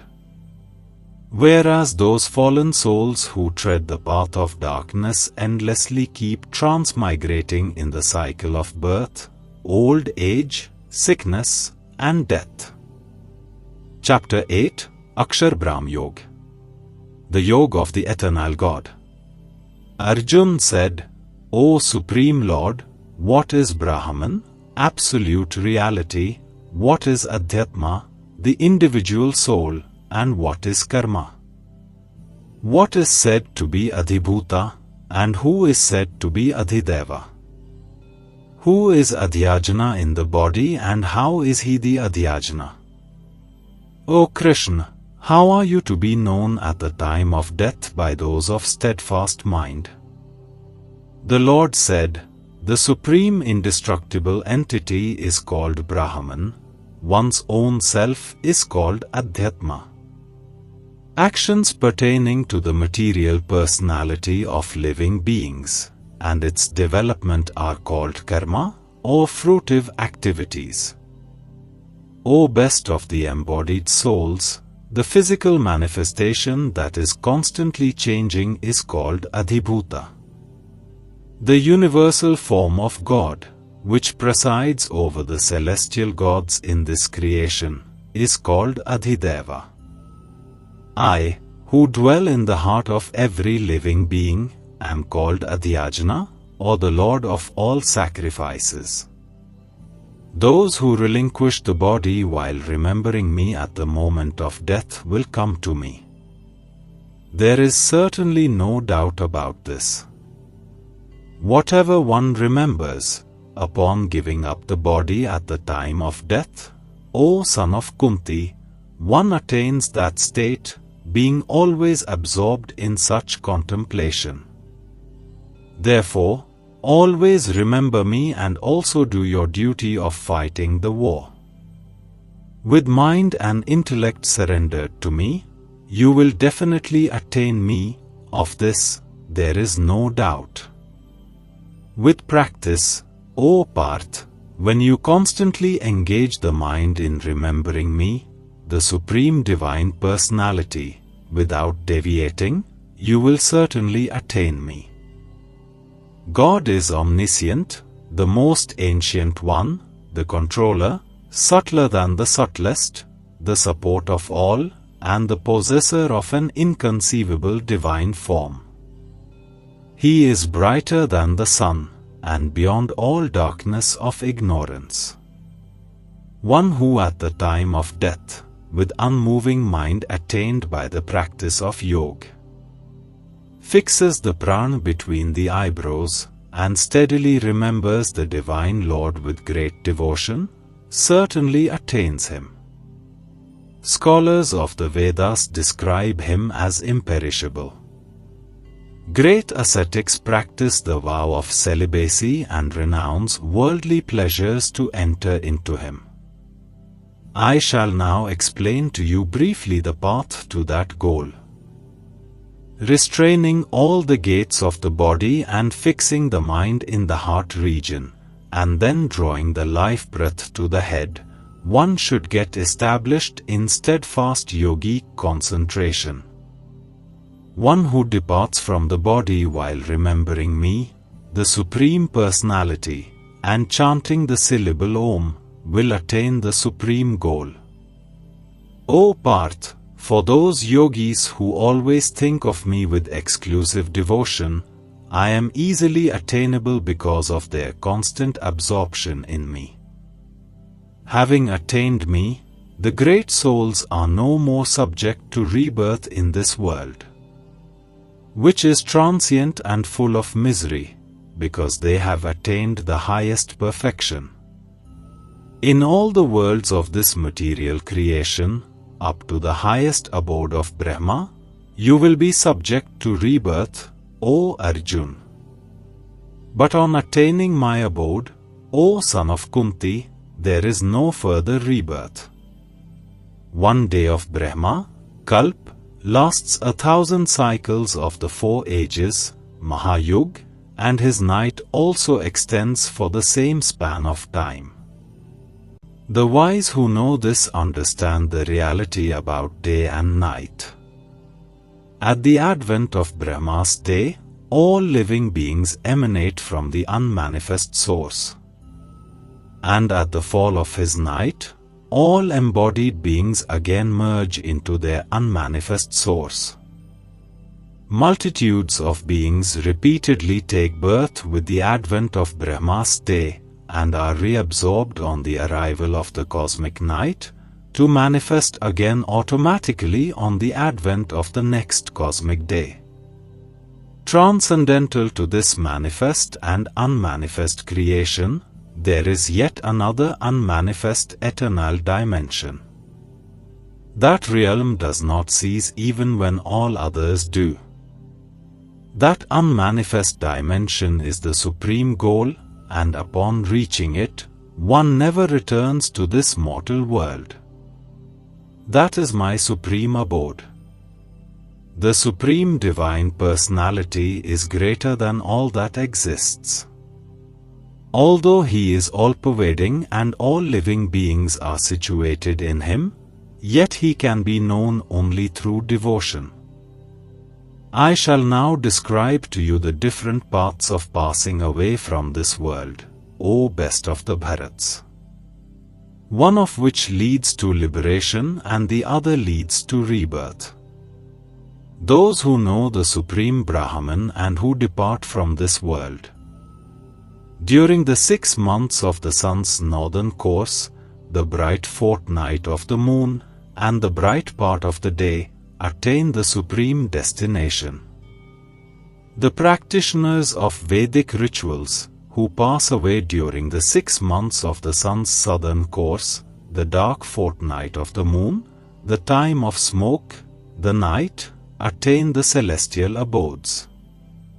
After enjoying celestial pleasures, they again return to the earth. These two, bright and dark paths, always exist in this world. The way of light leads to liberation and the way of darkness leads to rebirth. Yogis who know the secret of these two paths, O Parth, are never bewildered. Therefore, at all times be situated in yoga, union with God.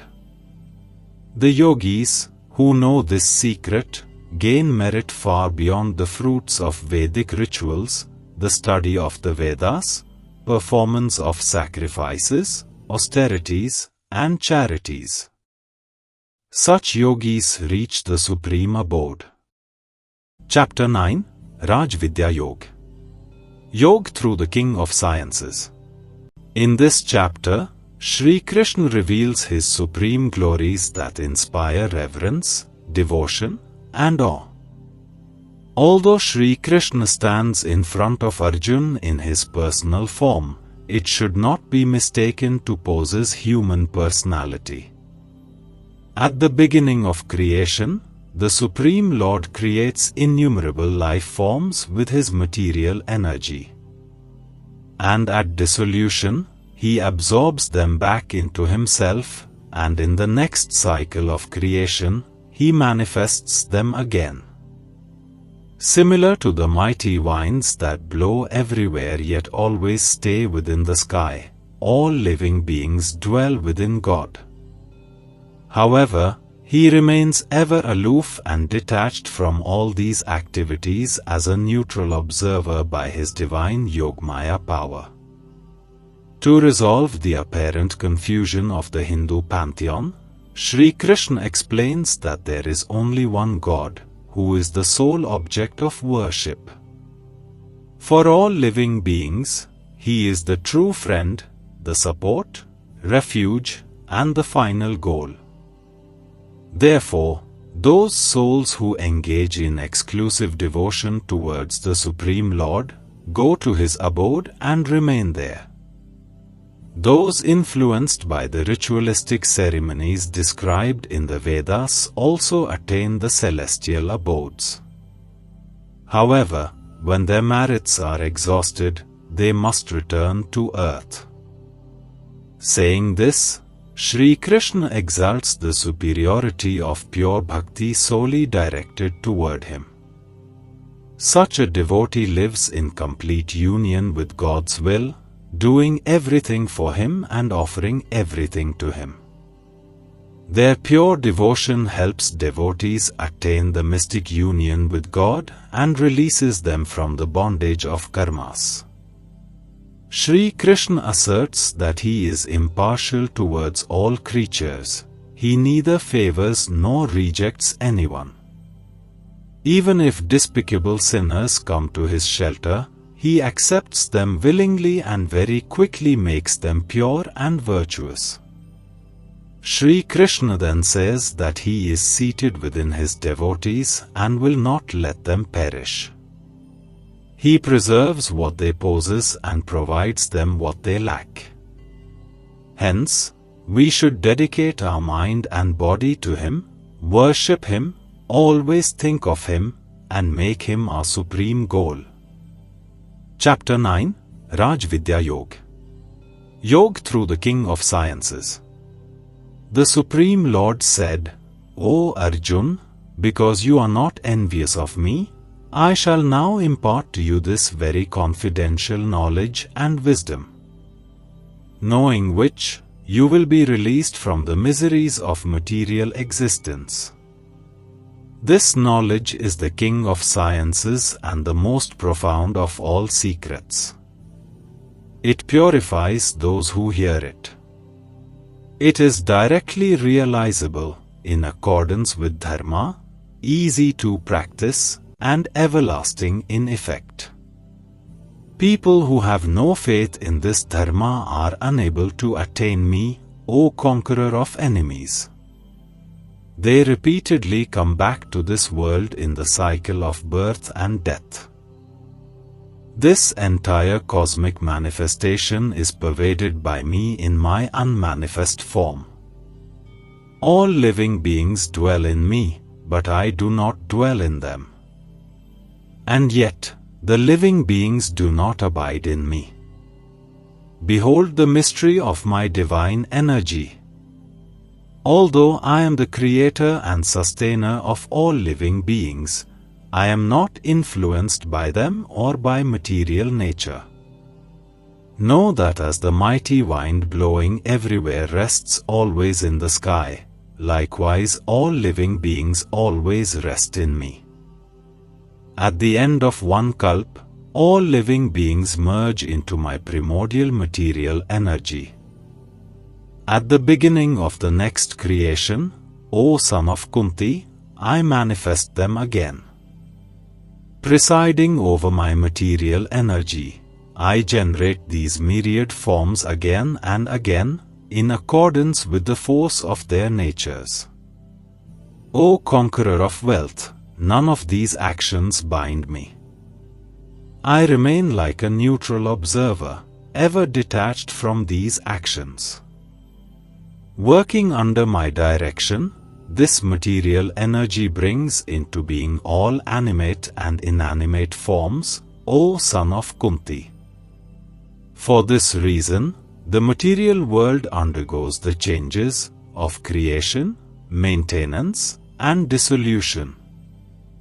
When I descend in my personal form, deluded persons are unable to recognize me. They do not know the divinity of my personality as the Supreme Lord of all beings. Bewildered by the material energy, such persons embrace demoniac and atheistic views. In that deluded state, their hopes for welfare are in vain, their fruitive actions are wasted, and their culture of knowledge is baffled. But the great souls, who take shelter of my divine energy, O Parth, know me, Lord Krishna, as the origin of all creation. They engage in my devotion with their minds fixed exclusively on me. Always singing my divine glories, striving with great determination, and humbly bowing down before me, they constantly worship me in loving devotion. Others, engaging in the yajna of cultivating knowledge, worship me by many methods. Some see me as undifferentiated oneness that is non-different from them, while others see me as separate from them. Still others worship me in the infinite manifestations of my cosmic form. It is I who am the Vedic ritual, I am the sacrifice, and I am the oblation offered to the ancestors. I am the medicinal herb, and I am the Vedic mantra. I am the clarified butter, I am the fire and the act of offering. Of this universe, I am the Father, I am also the Mother, the Sustainer, and the Grandsire. I am the Purifier, the goal of knowledge, the sacred syllable Om. I am the Rig Veda, Sam Veda, and the Yajur Veda. I am the supreme goal of all living beings, and I am also their sustainer, master, witness, abode, shelter, and friend. I am the origin, end, and resting place of creation. I am the repository and eternal seed. I radiate heat as the sun, and I withhold, as well as send forth rain. I am immortality as well as death personified, O Arjun. I am the spirit as well as matter. Those who are inclined to the fruitive activity described in the Vedas worship me through ritualistic sacrifices. Being purified from sin by drinking the soma juice, which is the remnant of the yajnas, they seek to go to heaven. By virtue of their pious deeds, they go to the abode of Indra, the king of heaven, and enjoy the pleasures of the celestial gods. When they have enjoyed the vast pleasures of heaven, the stock of their merits being exhausted, they return to the earthly plane. Thus, those who follow the Vedic rituals, desiring objects of enjoyment, repeatedly come and go in this world. There are those who always think of me and engage in exclusive devotion to me. To them, whose minds are always absorbed in me, I provide what they lack and preserve what they already possess. O son of Kunti, even those devotees who faithfully worship other gods also worship me. But they do so by the wrong method. I am the enjoyer and the only Lord of all sacrifices. But those who fail to realize my divine nature must be reborn. Worshippers of the celestial gods take birth amongst the celestial gods. Worshippers of the ancestors go to the ancestors. Worshippers of ghosts take birth amongst such beings, and my devotees come to me alone. If one offers to me with devotion, a leaf, a flower, a fruit, or even water, I delightfully partake of that item offered with love by my devotee in pure consciousness. Whatever you do, whatever you eat, whatever you offer as oblation to the sacred fire, whatever you bestow as a gift, and whatever austerities you perform, O son of Kunti, do them as an offering to me. By dedicating all your works to me, you will be freed from the bondage of good and bad results. With your mind attached to me through renunciation, you will be liberated and will reach me. I am equally disposed to all living beings. I am neither inimical nor partial to anyone. But the devotees who worship me with love reside in me and I reside in them. Even if the vilest sinners worship me with exclusive devotion, they are to be considered righteous because they have made the proper resolve. Quickly they become virtuous and attain lasting peace. O son of Kunti, declare it boldly that no devotee of mine is ever lost. All those who take refuge in me, whatever their birth, race, gender, or caste, even those whom society scorns, will attain the supreme destination. What then to speak about kings and sages with meritorious deeds? Therefore, having come to this transient and joyless world, engage in devotion unto me. Always think of me, be devoted to me, worship me, and offer obeisance to me. Having dedicated your mind and body to me, you will certainly come to me. Chapter 10, Vibhuti Yoga. Yoga through appreciating the infinite opulences of God. In this chapter, Shri Krishna desires to increase Arjuna's bhakti by describing his infinite glories and opulence. The verses are not only pleasing to read, but also enchanting to hear. He helps Arjuna to meditate on God by reflecting upon His magnificence. Lord Krishna reveals that He is the source of all that exists. It is from His mind, the 7 great sages, the 4 great saints, and the 14 Manus were born. All the people of this world then descended from them. The various exceptional qualities in humans also arise from Him. Those devotees who know this, engage in His devotion with great faith. They derive immense satisfaction by conversing about His glories and also help enlightening others about them. God dwells in the hearts of such devotees whose mind is always united in Him. He then bestows upon them His divine knowledge, through which they can attain God realization. Arjuna is now fully convinced that Shri Krishna is the Supreme Divine Personality, and requests him to describe further His divine glories, which are like divine nectar. Shri Krishna then discloses that everything that exists is a manifestation of His energies. He is the beginning, middle, and end of all. All beings and things get their splendor from Him. He is the powerhouse of magnificence and the infinite reservoir of knowledge, power, beauty, and glory. Whatever catches our imagination and infuses us with bliss is nothing but a tiny spark of His opulence. The rest of the chapter describes the personalities, objects, and activities that best display His magnificence. Shri Krishna finally says that the magnitude of His glory cannot be described in words, as within a fraction of His being, He upholds infinite universes.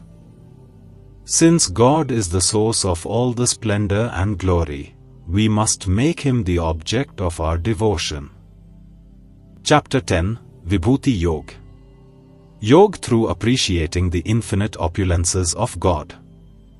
The Lord said, "Listen again to my divine teachings, O mighty armed one. Desiring your welfare because you are my beloved friend, I shall reveal them to you. Neither celestial gods nor the great sages know of my origin.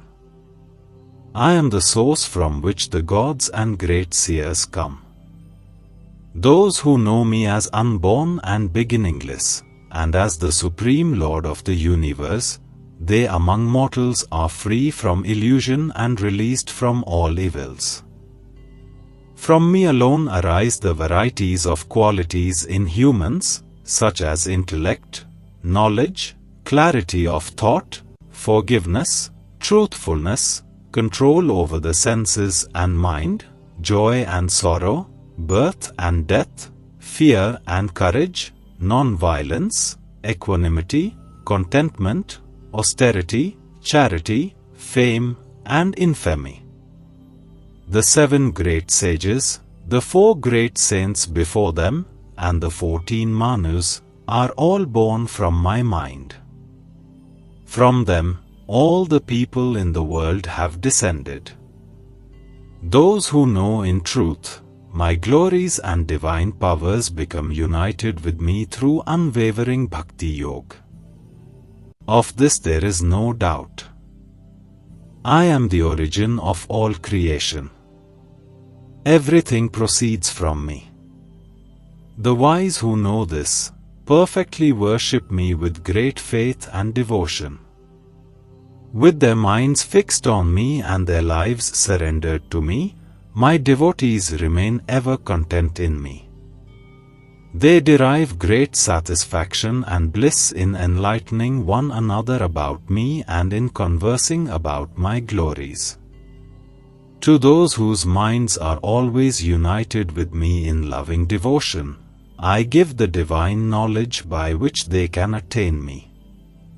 Out of compassion for them, I, who dwell within their hearts, destroy the darkness born of ignorance with the luminous lamp of knowledge.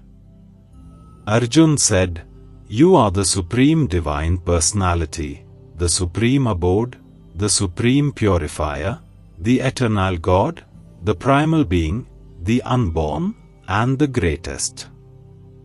The great sages, like Narad, Asit, Deval, and Vyas, proclaimed this, and now you are declaring it to me yourself.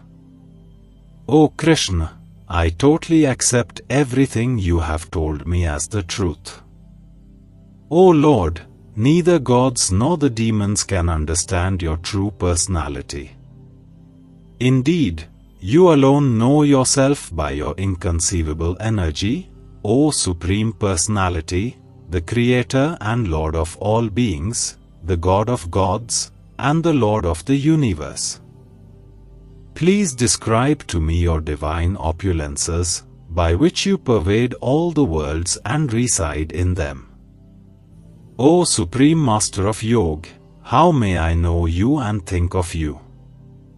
And while meditating, in what forms can I think of you, O Supreme Divine Personality? Tell me again in detail your divine glories and manifestations, O Janardhan. I can never tire of hearing your nectar. The Lord spoke, I shall now briefly describe my divine glories to you, O best of the Kurus, for there is no end to their detail. O Arjun, I am seated in the heart of all living entities. I am the beginning, middle, and end of all beings. Amongst the 12 sons of Aditi I am Vishnu, amongst luminous objects I am the sun. Know me to be Marichi amongst the Maruts, and the moon amongst the stars in the night sky. I am the Samveda amongst the Vedas, and Indra amongst the celestial gods. Amongst the senses I am the mind, amongst the living beings I am consciousness. Amongst the Rudras, know me to be Shankar, amongst the semi-celestial beings and demons, I am Kuber. I am Agni amongst the Vasu, and Meru amongst the mountains. O Arjun, amongst priests, I am Brihaspati, amongst warrior chiefs I am Kartikeya, and amongst reservoirs of water, know me to be the ocean. I am Bhrigu amongst the great seers and the transcendental Om amongst sounds. Amongst chants, know me to be the repetition of the holy name. Amongst immovable things I am the Himalayas. Amongst trees I am the peepal tree, sacred fig tree, of the celestial sages I am Narad. Amongst the Gandharvas I am Chitrat, and amongst the Siddhas I am sage Kapil. Amongst horses, know me to be Uchchashrawa, begotten from the churning of the ocean of nectar. I am Airavata amongst all lordly elephants, and the king amongst humans. I am the Vajra, thunderbolt, amongst weapons, and Kamdhenu amongst the cows. I am Kamdev, the god of love, amongst all causes for procreation, and amongst serpents, I am Vasuki. Amongst the snakes I am Anant, amongst aquatics I am Varun.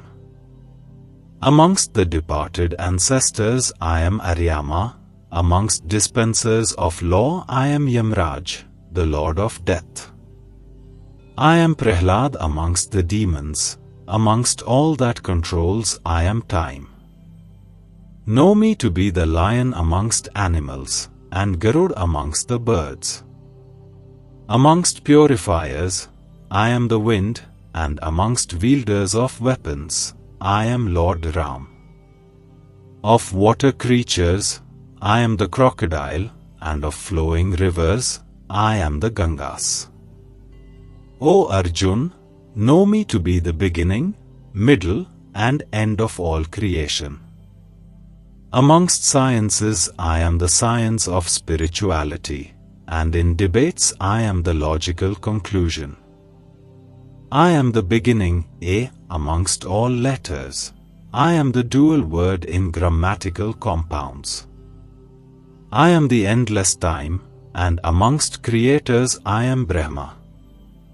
I am the all-devouring death, and I am the origin of those things that are yet to be.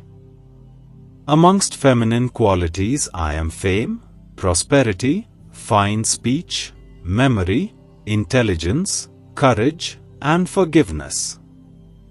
Amongst the hymns in the Samveda know me to be the Brihatsama, amongst poetic meters I am the Gayatri.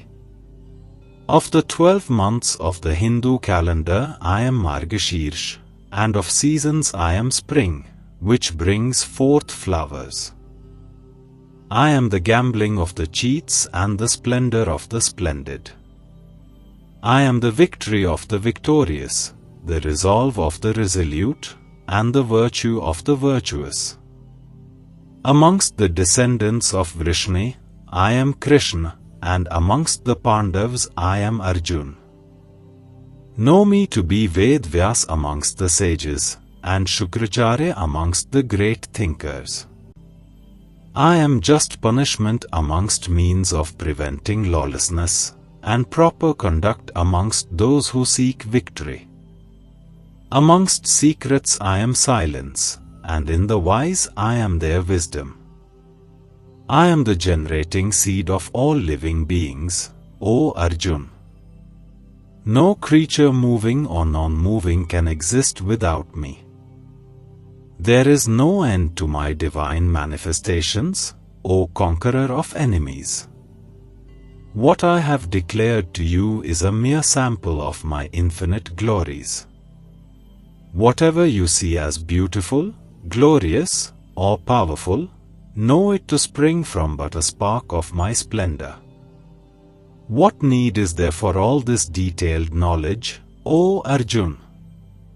Simply know that by one fraction of my being, I pervade and support this entire creation. Chapter 11, Vishwarup Darshan Yog. Yog through beholding the cosmic form of God.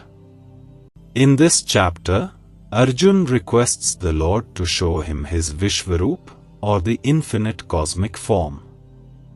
Shri Krishna grants Arjuna divine vision to see his infinite form that comprises all the universes. Arjuna sees the entire creation in the body of the God of gods with unlimited arms, faces, and stomachs.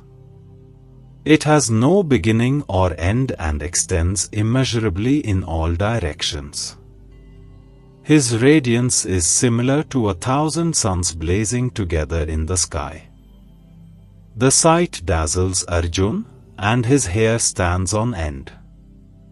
He witnesses the three worlds trembling with fear of God's laws and the celestial gods taking his shelter.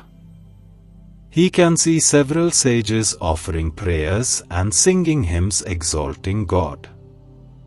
Then Arjuna sees the Kauravas, along with their allies, rushing into the mouth of this formidable form, who look like moths rushing with great speed toward the fire to perish. Beholding this universal form, Arjuna confesses that his heart and mind are unstable with fear.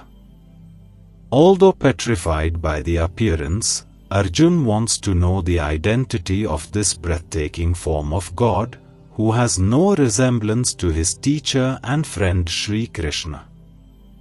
The Lord declares that in the form of time, he is the destroyer of the three worlds.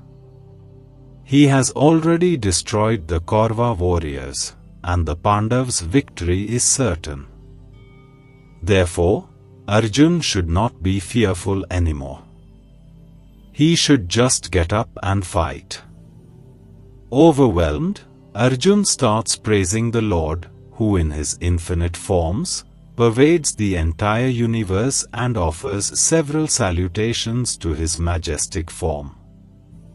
He also begs for forgiveness to Shri Krishna for any offenses or acts of disrespect he may have committed in ignorance, considering him to be a mere human. Arjuna then pleads the Lord for his grace and requests him to take a pleasing form.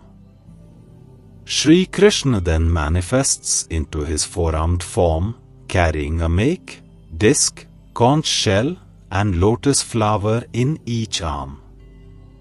Soon after, he resumes his gentle and loving two-armed form of the charming Shri Krishna. He then tells Arjuna that before him, no one has ever seen God in this primeval cosmic form. Even those who study the Vedas, do severe penance, charity, or fire sacrifices, etc., do not get this opportunity. Only with unalloyed devotion similar to Arjuna can one see God, get to know him, and attain yoga or union with him. Chapter 11, Vishwarup Darshan Yoga. Yoga through beholding the cosmic form of God. Arjuna said, having heard the supremely confidential spiritual knowledge, which you have revealed out of compassion for me, my illusion is now dispelled. I have heard from you in detail about the appearance and disappearance of all living beings, O lotus-eyed one, and also about your eternal magnificence. O Supreme Lord, you are precisely what you declare yourself to be. Now I desire to see your divine cosmic form, O greatest of persons. O Lord of all mystic powers, if you think I am strong enough to behold it, then kindly reveal that imperishable cosmic form to me. The Supreme Lord said, Behold, O Parth, my hundreds and thousands of wonderful forms of various shapes, sizes, and colors. Behold in me, O scion of the Bharats, the 12 sons of Aditi, the 8 Vasus, the 11 Rudras, the twin Ashwini Kumars, as well as the 49 Maruts and many more marvels never revealed before. Behold now, Arjuna, the entire universe, with everything moving and non-moving, assembled together in my universal form. Whatever else you wish to see, observe it all within this universal form. But you cannot see my cosmic form with these physical eyes of yours. Therefore, I grant you divine vision. Behold my majestic opulence. Sanjay said, O king, having spoken thus, the Supreme Lord of Yoga, Shri Krishna, displayed his divine and opulent form to Arjuna. In that cosmic form, Arjuna saw unlimited faces and eyes, decorated with many celestial ornaments and wielding many kinds of divine weapons. He wore many garlands on his body and was anointed with many sweet-smelling heavenly fragrances. He revealed himself as the wonderful and infinite Lord whose face is everywhere. If 1,000 suns were to blaze forth together in the sky, they would not match the splendor of that great form. There Arjuna could see the totality of the entire universe, established in one place, in that body of the God of gods. Then, Arjuna, full of wonder and with hair standing on end, bowed his head before the Lord and addressed him, with folded hands. Arjuna said, O Shri Krishna, I behold within your body all the gods and hosts of different beings. I see Brahma, seated on the lotus flower, I see Shiv, all the sages, and the celestial serpents. I see your infinite form in every direction, with countless arms, stomachs, faces, and eyes. O Lord of the universe, whose form is the universe itself, I do not see in you any beginning, middle, or end. I see your form, adorned with a crown, and armed with the club and disc, shining everywhere as the abode of splendor. It is hard to look upon you, in the blazing fire of your effulgence, which is radiating like the sun in all directions. I recognize you as the supreme imperishable, being the ultimate truth to be known by the scriptures. You are the support of all creation, you are the eternal protector of Sanatan Dharma, the eternal religion, and you are the everlasting supreme divine personality. You are without beginning, middle, or end, your power has no limits. Your arms are infinite, the sun and the moon are like your eyes, and fire is like your mouth. I see you warming the entire creation by your radiance. The space between heaven and earth and all the directions is pervaded by you alone. Seeing your wondrous and terrible form, I see the three worlds trembling in fear, O greatest of all beings. All the celestial gods are taking your shelter by entering into you. In awe, some are praising you with folded hands. The great sages and perfected beings are extolling you with auspicious hymns and profuse prayers. The Rudras, Adityas, Vasus, Sadhyas, Vishvadevas, Ashwini Kumars, Maruts, ancestors, Gandharvas, Yakshas, Asuras, and Siddhas are all beholding you in wonder. O mighty Lord, in veneration of your magnificent form with its many mouths, eyes, arms, thighs, legs, stomachs, and terrifying teeth, all the worlds are terror-stricken, and so am I. O Lord Vishnu, seeing your form touching the sky, effulgent in many colors, with mouths wide open and enormous blazing eyes, my heart is trembling with fear.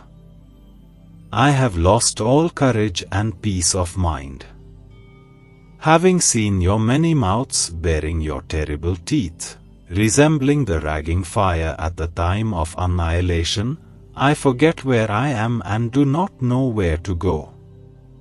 O Lord of Lords, you are the shelter of the universe. Please have mercy on me.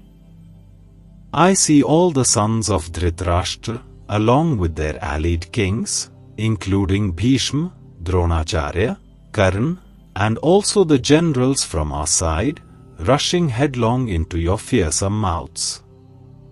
I see some with their heads smashed between your terrible teeth.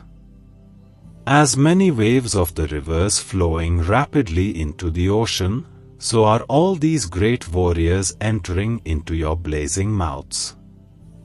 As moths rush with great speed into the fire to perish, so are all these armies entering with great speed into your mouths. With your fiery tongues you are licking up the hosts of living beings on all sides and devouring them with your blazing mouths. O Vishnu, you are scorching the entire universe with the fierce, all-pervading rays of your effulgence. Tell me who you are, so fierce of form. O God of gods, I bow before you, please bestow your mercy on me. You, who existed before all creation, I wish to know who you are, for I do not comprehend your nature and workings. The Supreme Lord said, I am mighty time, the source of destruction, that comes forth to annihilate the worlds. Even without your participation, the warriors arrayed in the opposing army shall cease to exist. Therefore, arise and attain honor. Conquer your foes and enjoy prosperous rulership. These warriors stand already slain by me, and you will only be an instrument of my work, O expert archer. Dronacharya, Bhishma, Jayadratha, Karna, and other brave warriors have already been killed by me. Therefore, slay them without being disturbed. Just fight and you will be victorious over your enemies in battle. Sanjay said, hearing these words of Keshav, Arjun trembled with dread. With palms joined, he bowed before Shri Krishna and spoke in a faltering voice, overwhelmed with fear. Arjun said, O Master of the senses, demons flee fearfully from you in all directions and hosts of perfected saints bow to you. O Great One, who are even greater than Brahma, the original creator, why should they not bow to you? O Limitless One, O Lord of the Devtas, O Refuge of the universe, you are the imperishable reality beyond both the manifest and the non-manifest. You are the primeval God and the original divine personality. You are the sole resting place of this universe.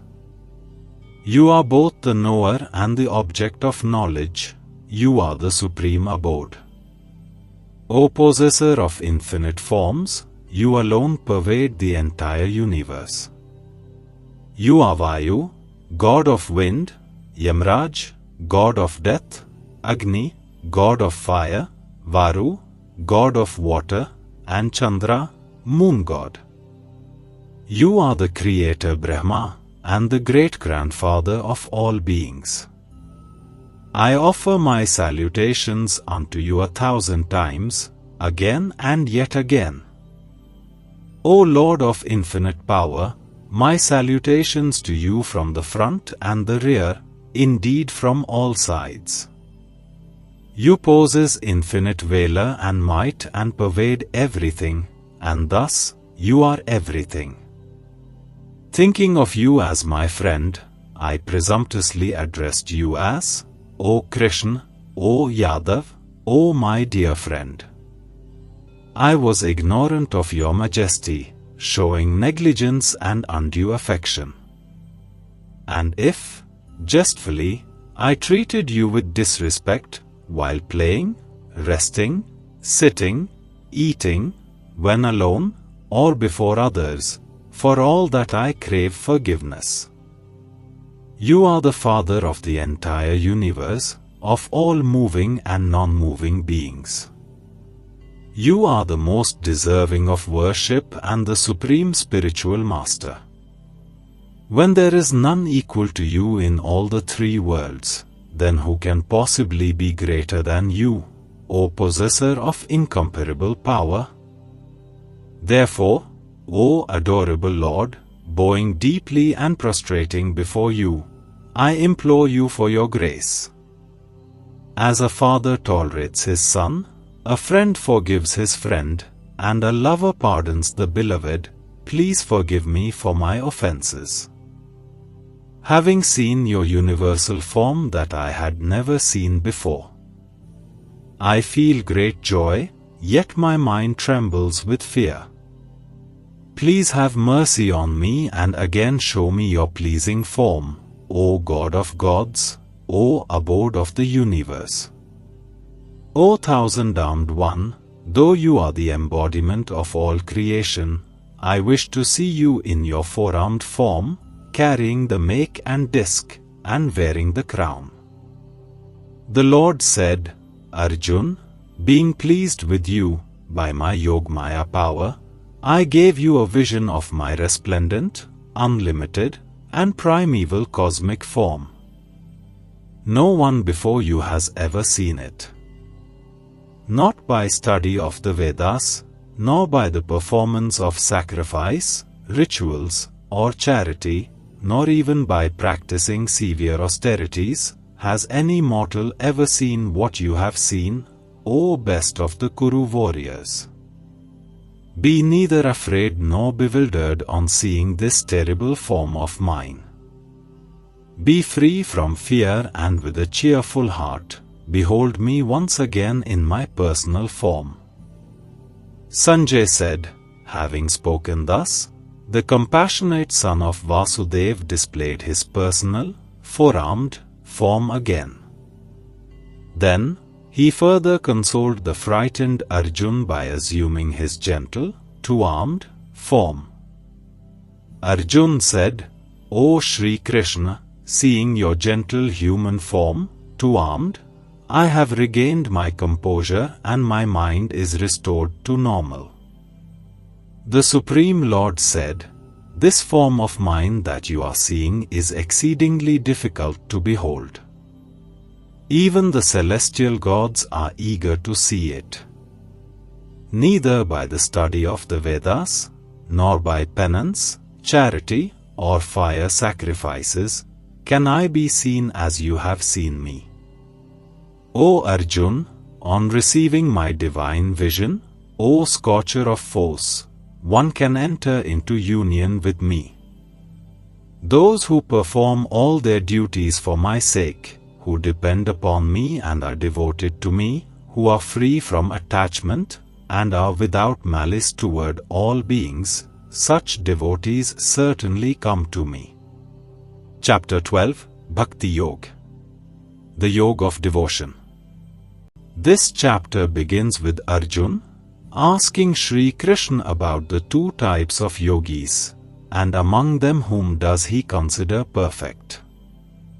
Those who worship the formless Brahman, or those who are devoted to the personal form of God. Shri Krishna declares that devotees can attain him by both paths. However, he considers those who worship his personal form as the best yogis. In this small chapter of 20 verses, Shri Krishna emphasizes that the path of devotion is the highest among all types of spiritual practices. He then explains to Arjun that it is rather difficult to meditate upon the unmanifest aspect of God. Hence, the path of worshipping the formless is full of tribulations for the embodied souls. On the other hand, the devotees who worship his personal form dedicate all their actions to him. And with their mind and intellect consciously surrendered, they attain him. Such souls swiftly get liberated from the cycle of life and death. Therefore, Shri Krishna asks Arjuna to give up all doubts and surrender his intellect with his mind fixed in loving devotion to God alone. Shri Krishna says that such love for God does not come naturally to the struggling souls. Devotion is not some mysterious gift that one can get. It requires consistent efforts to cultivate it. Shri Krishna tells Arjuna, if he is unable to absorb his mind in God completely, then he should strive to do all his work with devotion to God. And with constant practice, he will reach perfection. If Arjuna cannot even do this, then he should work for the pleasure of Shri Krishna. And if he feels even this is difficult, then he should simply renounce the fruits of all his works and be situated in the self. Shri Krishna further explains that the cultivation of knowledge is higher than mechanical practice, and meditation is higher than knowledge. However, better than meditation is the renunciation of the fruits of actions, because it immediately leads to great peace. The rest of this chapter describes all the wonderful qualities of God's loving devotees, who are very dear to Him. Chapter 12, Bhakti Yoga. The Yoga of Devotion. Arjuna inquired, between those who are steadfastly devoted to your personal form, and those who worship the formless Brahman, whom do you consider to be more perfect in yoga? The Lord said, those who fix their minds on me and always engage in my devotion with steadfast faith, I consider them to be the best yogis. But those who worship the formless aspect of the absolute truth, the imperishable, the indefinable, the unmanifest, the all-pervading, the unthinkable, the unchanging, the eternal, and the immovable, by restraining their senses and being even-minded everywhere, such persons, engaged in the welfare of all beings, also attain me. For those whose minds are attached to the unmanifest, the path of realization is full of tribulations. Worship of the unmanifest is exceedingly difficult for embodied beings. But those who dedicate all their actions to me, regarding me as the supreme goal, worshipping me and meditating on me with exclusive devotion, O Parth, I swiftly deliver them from the ocean of birth and death, for their consciousness is united with me. Fix your mind on me alone and surrender your intellect to me. Thereupon, you will always live in me. Of this, there is no doubt.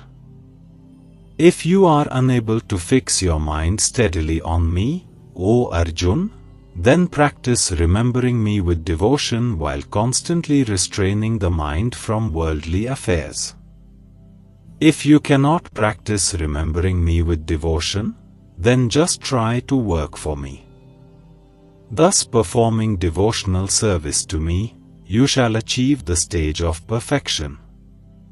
If you are unable to even work for me in devotion, then try to renounce the fruits of your actions and be situated in the self. Better than mechanical practice is knowledge, better than knowledge is meditation.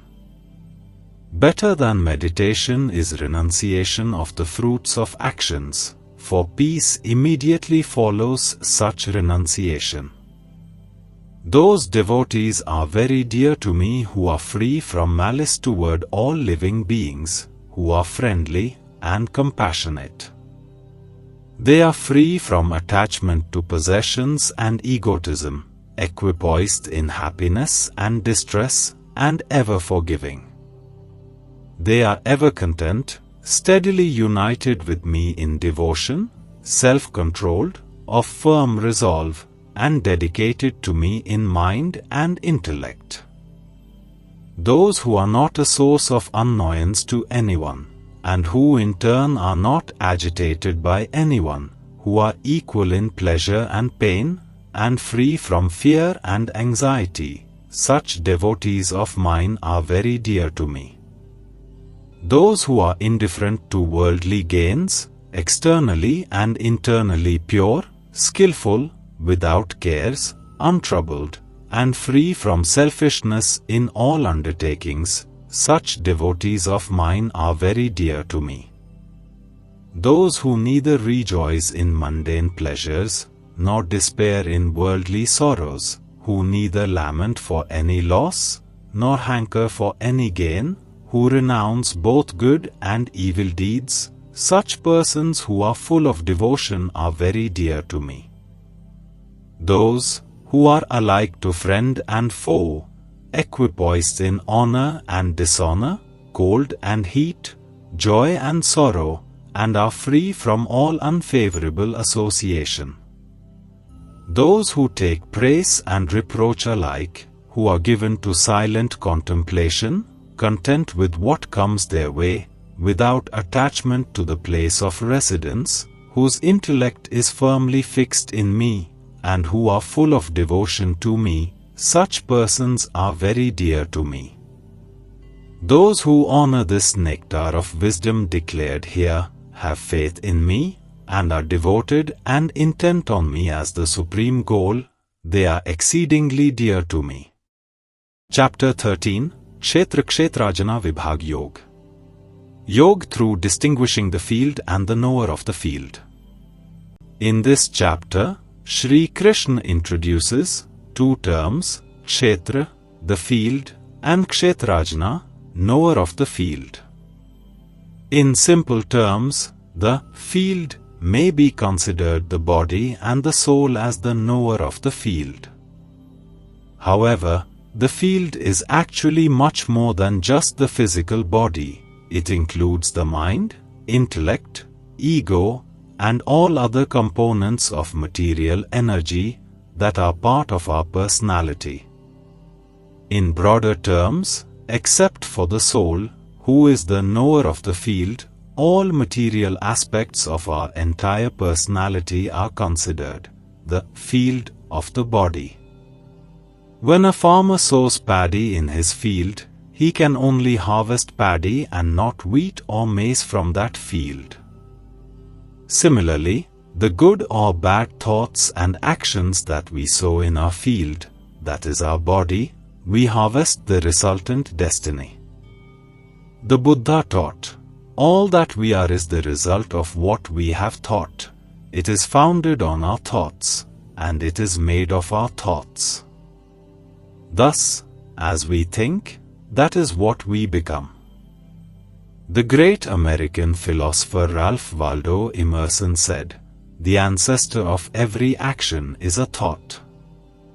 Therefore, it is necessary to cultivate appropriate thoughts and actions in the field of our body. For this, we should be able to differentiate between Kshetra, the field, and Kshetrajana, knower of the field. Shri Krishna gives a detailed analysis of these two aspects of human existence. He starts by enumerating the material elements that encompass Kshetra, the field of the human body. He calls the feelings, sentiments, emotions, etc., that arise in this field, body, as modifications. And the virtues and pious good qualities purify the field and illuminate it with knowledge.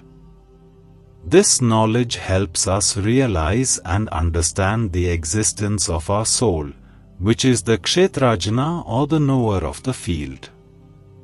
Shri Krishna then starts describing God, the supreme knower of the fields of all living creatures. He says that the Supreme Lord possesses opposite attributes at the same time, which seem contradictory. Understand that God is all-pervading in His creation, yet He sits in the heart of every living being. Thus, He is the Supreme Soul. After describing the Supreme Soul, the soul and the material nature of the living beings, Sri Krishna explains which of these is responsible for their actions. Who is responsible for the cause and effect in the universe at large?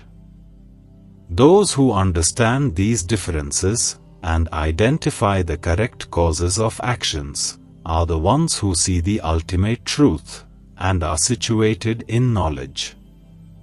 They do not degrade themselves by the illusions of their minds and perceive the presence of the Supreme Soul in every living being. In the same material nature, they are able to identify a variety of living beings and look at all existence pervaded by a common spiritual substratum. With this knowledge, they attain consciousness of the Brahman or God realization. Chapter 13, Kurukshetra Vibhag Yog. Yog through distinguishing the field and the knower of the field. Arjun said, O Keshav, I wish to understand what are Prakriti and Purush, and what are Kshetra and Kshetrajna. I also wish to know what is true knowledge, and what is the goal of this knowledge. The Supreme Divine Lord said, O Arjun, this body is termed as Kshetra, and the one who knows this body is called Kshetrajana by the sages who discern the truth about both. O scion of Bharat, I am also the knower of all the individual fields of activity. The understanding of the body as the field of activities, and the soul and God as the knowers of the field, this I hold to be true knowledge. Listen and I will explain to you what that field is and what its nature is. I will also explain how change takes place within it, from what it was created, who the knower of the field of activities is, and what his powers are. Great sages have sung the truth about the field and the knower of the field in manifold ways. It has been stated in various Vedic hymns, and especially revealed in the Brahma Sutra, with sound logic and conclusive evidence. The field of activities is composed of the 5 great elements, the ego, the intellect, the unmanifest primordial matter, the 11 senses, 5 knowledge senses, 5 working senses, and mind, and the 5 objects of the senses. Desire and aversion, happiness and misery, the body, consciousness, and the will, all these comprise the field and its modifications. Humbleness, freedom from hypocrisy, non-violence, forgiveness, simplicity, service of the Guru, cleanliness of body and mind, steadfastness, and self-control, dispassion toward the objects of the senses, absence of egotism, keeping in mind the evils of birth, disease, old age, and death, non-attachment, absence of clinging to spouse, children, home, and so on, even-mindedness amidst desired and undesired events in life, constant and exclusive devotion toward me, an inclination for solitary places and an aversion for mundane society, constancy in spiritual knowledge, and philosophical pursuit of the absolute truth. All these I declare to be knowledge, and what is contrary to it, I call ignorance. I shall now reveal to you that which ought to be known, and by knowing which, one attains immortality. It is the beginningless Brahman, which lies beyond existence and non-existence. Everywhere are his hands and feet, eyes, heads, and faces. His ears too are in all places, for he pervades everything in the universe. Though he perceives all sense objects, yet he is devoid of the senses. He is unattached to everything, and yet He is the sustainer of all. Although He is without attributes, yet He is the enjoyer of the three modes of material nature. He exists outside and inside all living beings, those that are moving and not moving. He is subtle, and hence, He is incomprehensible. He is very far, but He is also very near. He is indivisible, yet He appears to be divided amongst living beings. Know the Supreme Entity to be the sustainer, annihilator, and creator of all beings. He is the source of light in all luminaries, and is entirely beyond the darkness of ignorance. He is knowledge, the object of knowledge, and the goal of knowledge. He dwells within the hearts of all living beings.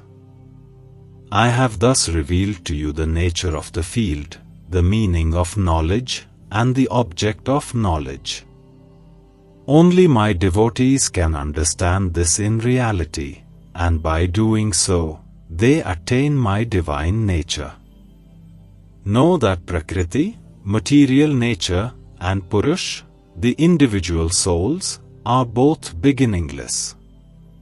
Also know that all transformations of the body and the three modes of nature are produced by material energy. In the matter of creation, the material energy is responsible for cause and effect. In the matter of experiencing happiness and distress, the individual soul is declared responsible. When the Purush, individual soul, seated in Prakriti, the material energy, desires to enjoy the three gunas, attachment to them becomes the cause of its birth in superior and inferior wombs. Within the body also resides the Supreme Lord. He is said to be the witness, the permitter, the supporter, transcendental enjoyer, the ultimate controller, and the Paramatma, Supreme Soul.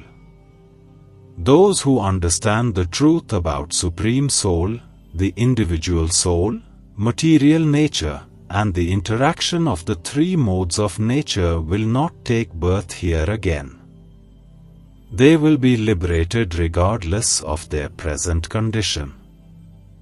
Some try to perceive the Supreme Soul within their hearts through meditation, and others try to do so through the cultivation of knowledge, while still others strive to attain that realization by the path of action. There are still others who are unaware of these spiritual paths, but they hear from others and begin worshipping the Supreme Lord. By such devotion to hearing from saints, they too can gradually cross over the ocean of birth and death. O best of the Bharats, whatever moving or unmoving being you see in existence, know it to be a combination of the field of activities and the knower of the field. They alone truly see, who perceive the Paramatma, Supreme Soul, accompanying the soul in all beings, and who understand both to be imperishable in this perishable body. Those who see God as the Supreme Soul equally present everywhere and in all living beings, do not degrade themselves by their mind. Thereby, they reach the supreme destination. They alone truly see who understand that all actions of the body are performed by material nature, while the embodied soul actually does nothing. When they see the diverse variety of living beings situated in the same material nature, and understand all of them to be born from it, they attain the realization of the Brahman. The Supreme Soul is imperishable, without beginning, and devoid of any material qualities, O son of Kunti. Although situated within the body, it neither acts, nor is it tainted by material energy. Space holds everything within it, but being subtle, does not get contaminated by what it holds. Similarly, though its consciousness pervades the body, the soul is not affected by the attributes of the body. Just as one sun illumines the entire solar system, so does the individual soul illumine the entire body with consciousness. Those who perceive with the eyes of knowledge the difference between the body and the knower of the body, and the process of release from material nature, attain the supreme destination. Chapter 14, Gunatraya Vibhag Yoga. Yoga through understanding the three modes of material nature. In this chapter, Sri Krishna explains the nature of his material energy, which is the source of the body and its elements. Thus, it is the origin of both mind and matter. The material nature constitutes of three gunas, modes, sattva, goodness, rajas, passion, and tamas, ignorance. Since the body, mind, and intellect are material in nature, they too possess these three modes, and a combination of these gunas forms the basis of one's character. Peacefulness, morality, well-being, serenity, etc. are the virtues of those in the mode of goodness. Those driven by passion have endless desires and ambitions. They strive to satiate them and work towards worldly enhancement. However, those in the mode of ignorance are gripped by laziness, excessive sleep, delusion, intoxication, and other vices. A spiritual seeker needs to deal with all these three immensely powerful forces of material nature. Once the soul is able to transcend above these three modes, it attains illumination.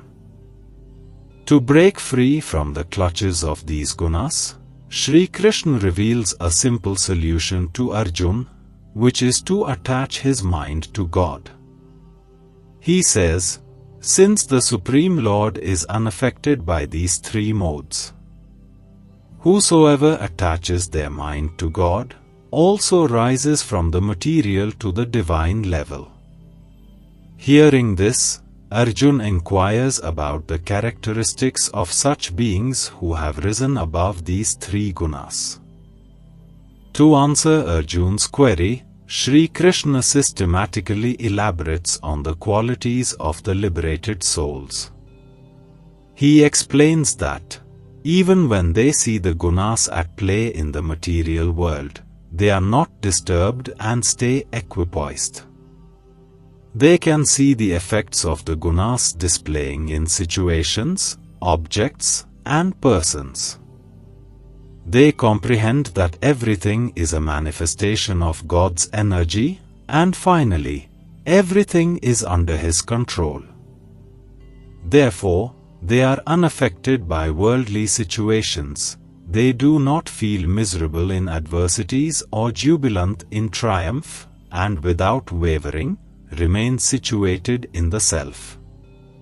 In the end, Sri Krishna reiterates that the power of devotion has the ability to help us overcome the influence of the gunas or the three modes of material nature.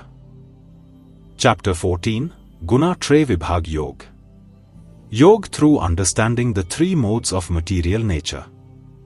The Divine Lord said, I shall once again explain to you the supreme wisdom, the best of all knowledge, by knowing which all the great saints attained the highest perfection.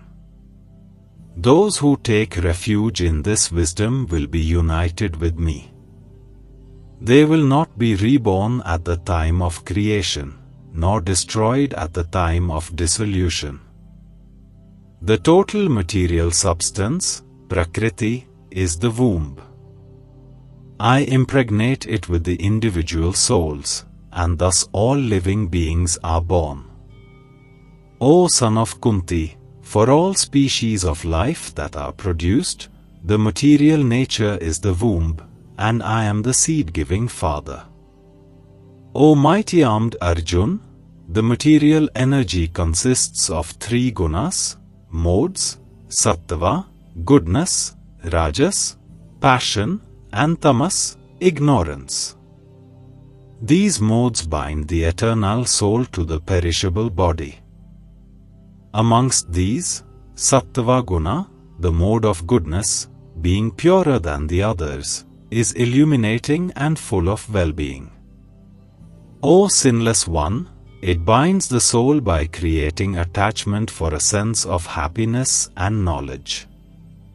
O Arjun, Rajoguna is of the nature of passion. It arises from worldly desires and affections, and binds the soul through attachment to fruitive actions. O Arjun, Tamoguna, which is born of ignorance, is the cause of illusion for the embodied souls. It deludes all living beings through negligence, laziness, and sleep. Sattva binds one to material happiness, Rajas conditions the soul toward actions, and Tamas clouds wisdom and binds one to delusion. Sometimes goodness prevails over passion and ignorance, O scion of Bharat. Sometimes passion dominates goodness and ignorance. And at other times ignorance overcomes goodness and passion. When all the gates of the body are illumined by knowledge, know it to be a manifestation of the mode of goodness. When the mode of passion predominates, O Arjun, the symptoms of greed, exertion for worldly gain, restlessness, and craving develop. O Arjun, nescience, inertia, negligence, and delusion, these are the dominant signs of the mode of ignorance. Those who die with predominance of sattva reach the pure abodes, which are free from rajas and tamas, of the learned. Those who die with prevalence of the mode of passion are born among people driven by work, while those dying in the mode of ignorance take birth in the animal kingdom. It is said the fruit of actions performed in the mode of goodness bestow pure results. Actions done in the mode of passion result in pain, while those performed in the mode of ignorance result in darkness. From the mode of goodness arises knowledge, from the mode of passion arises greed, and from the mode of ignorance arise negligence and delusion. Those situated in the mode of goodness rise upward, those in the mode of passion stay in the middle, and those in the mode of ignorance go downward. When wise persons see that in all work there is no agent of action other than the three gunas, and they know me to be transcendental to these gunas, they attain my divine nature. By transcending the three modes of material nature associated with the body, one becomes free from birth, death, old age, and misery, and attains immortality. Arjun inquired, "What are the characteristics of those who have gone beyond the three gunas, O Lord? How do they act? How do they go beyond the bondage of the gunas?" The Supreme Divine Personality said, "O Arjun, the persons who are transcendental to the three gunas neither hate illumination, which is born of sattva, nor activity, which is born of rajas, nor even delusion, which is born of tamas, when these are abundantly present. Nor do they long for them when they are absent. They remain neutral to the modes of nature and are not disturbed by them. Knowing it is only the gunas that act, they stay established in the self, without wavering. Those who are alike in happiness and distress, who are established in the self, who look upon a clod, a stone, and a piece of gold as of equal value, who remain the same amidst pleasant and unpleasant events, who are intelligent, who accept both blame and praise with equanimity, who remain the same in honor and dishonor, who treat both friend and foe alike, and who have abandoned all enterprises, they are said to have risen above the three gunas. Those who serve me with unalloyed devotion rise above the three modes of material nature and come to the level of the Brahman. I am the basis of the formless Brahman, the immortal and imperishable, of eternal dharma, and of unending divine bliss. Chapter 15, Purushottam Yoga. The Yoga of the Supreme Divine Personality. In this chapter, Shri Krishna explains the material world graphically, so that Arjuna can understand its nature and develop detachment from it. Shri Krishna compares the material world to an upside-down Ashwath tree, sacred fig. On the branches of this mysterious tree, the embodied souls wander up and down from lifetime after lifetime. They are unable to comprehend its origin, age, expanse, or how it continues to grow. However, as God is the source of this tree, its roots face upwards toward the sky. Its leaves are the fruitive activities defined in the Vedas. The three gunas irrigate this tree, which creates the objects of the senses that are like buds on the tree branches. These buds sprout aerial roots that further propagate this Ashwath tree over a large area.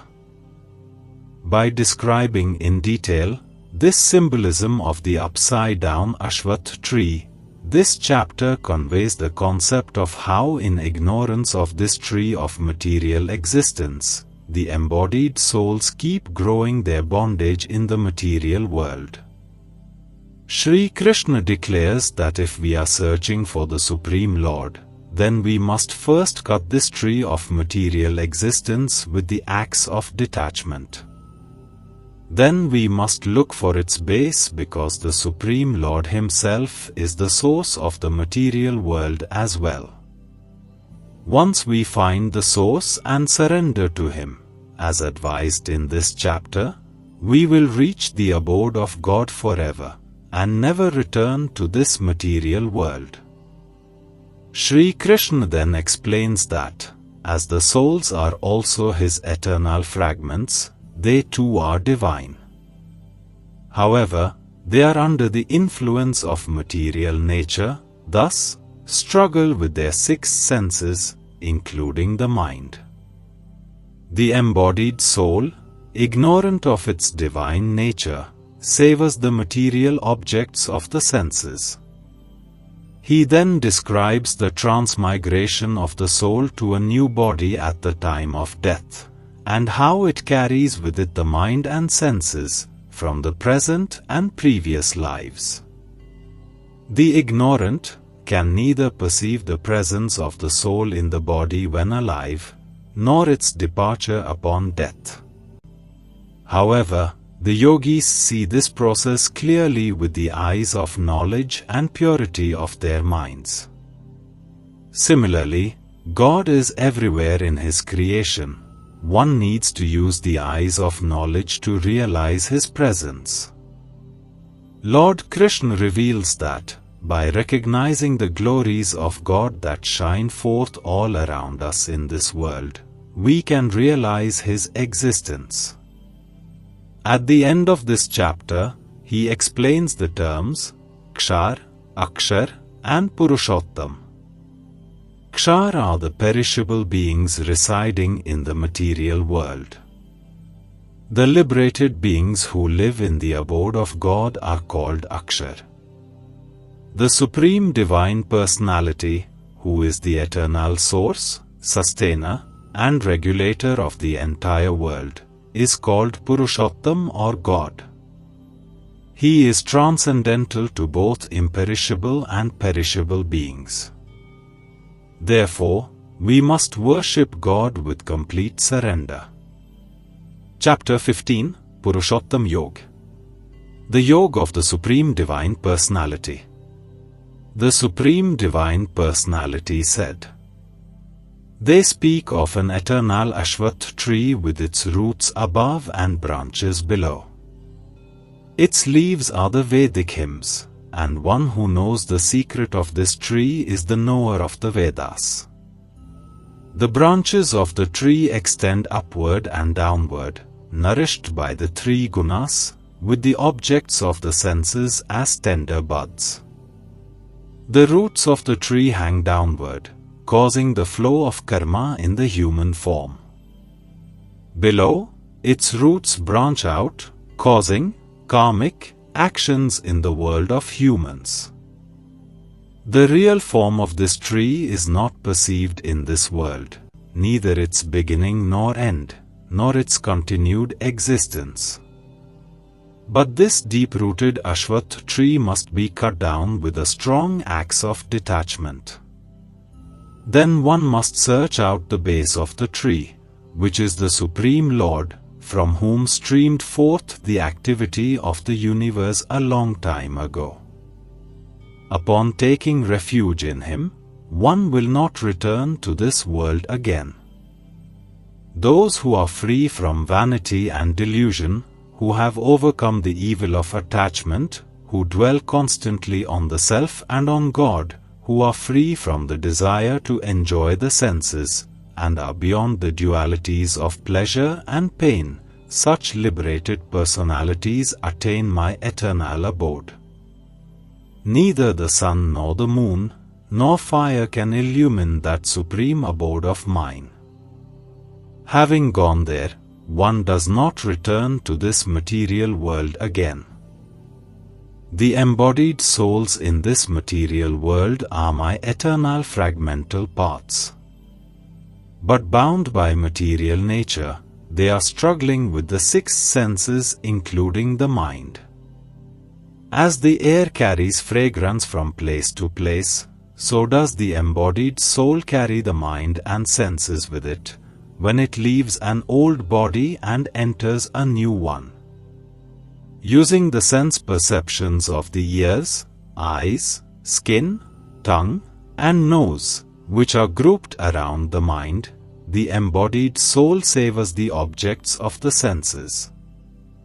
The ignorant do not perceive the soul, as it resides in the body, and as it enjoys sense objects, nor do they perceive it when it departs.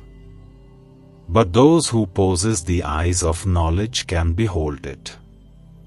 Striving yogis too are able to realize the soul enshrined in the body.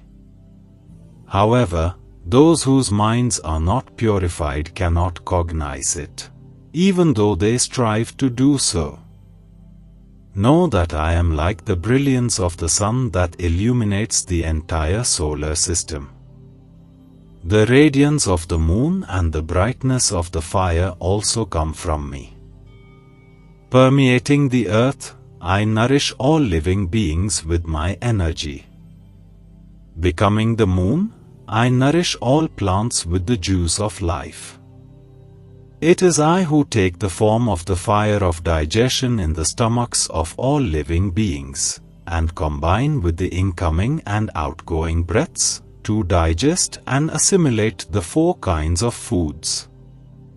I am seated in the hearts of all living beings, and from me come memory, knowledge, as well as forgetfulness. I alone am to be known by all the Vedas, am the author of the Vedant, and the knower of the meaning of the Vedas. There are two kinds of beings in creation, the Khar, perishable, and the Akhar, imperishable. The perishable are all beings in the material realm. The imperishable are the liberated beings.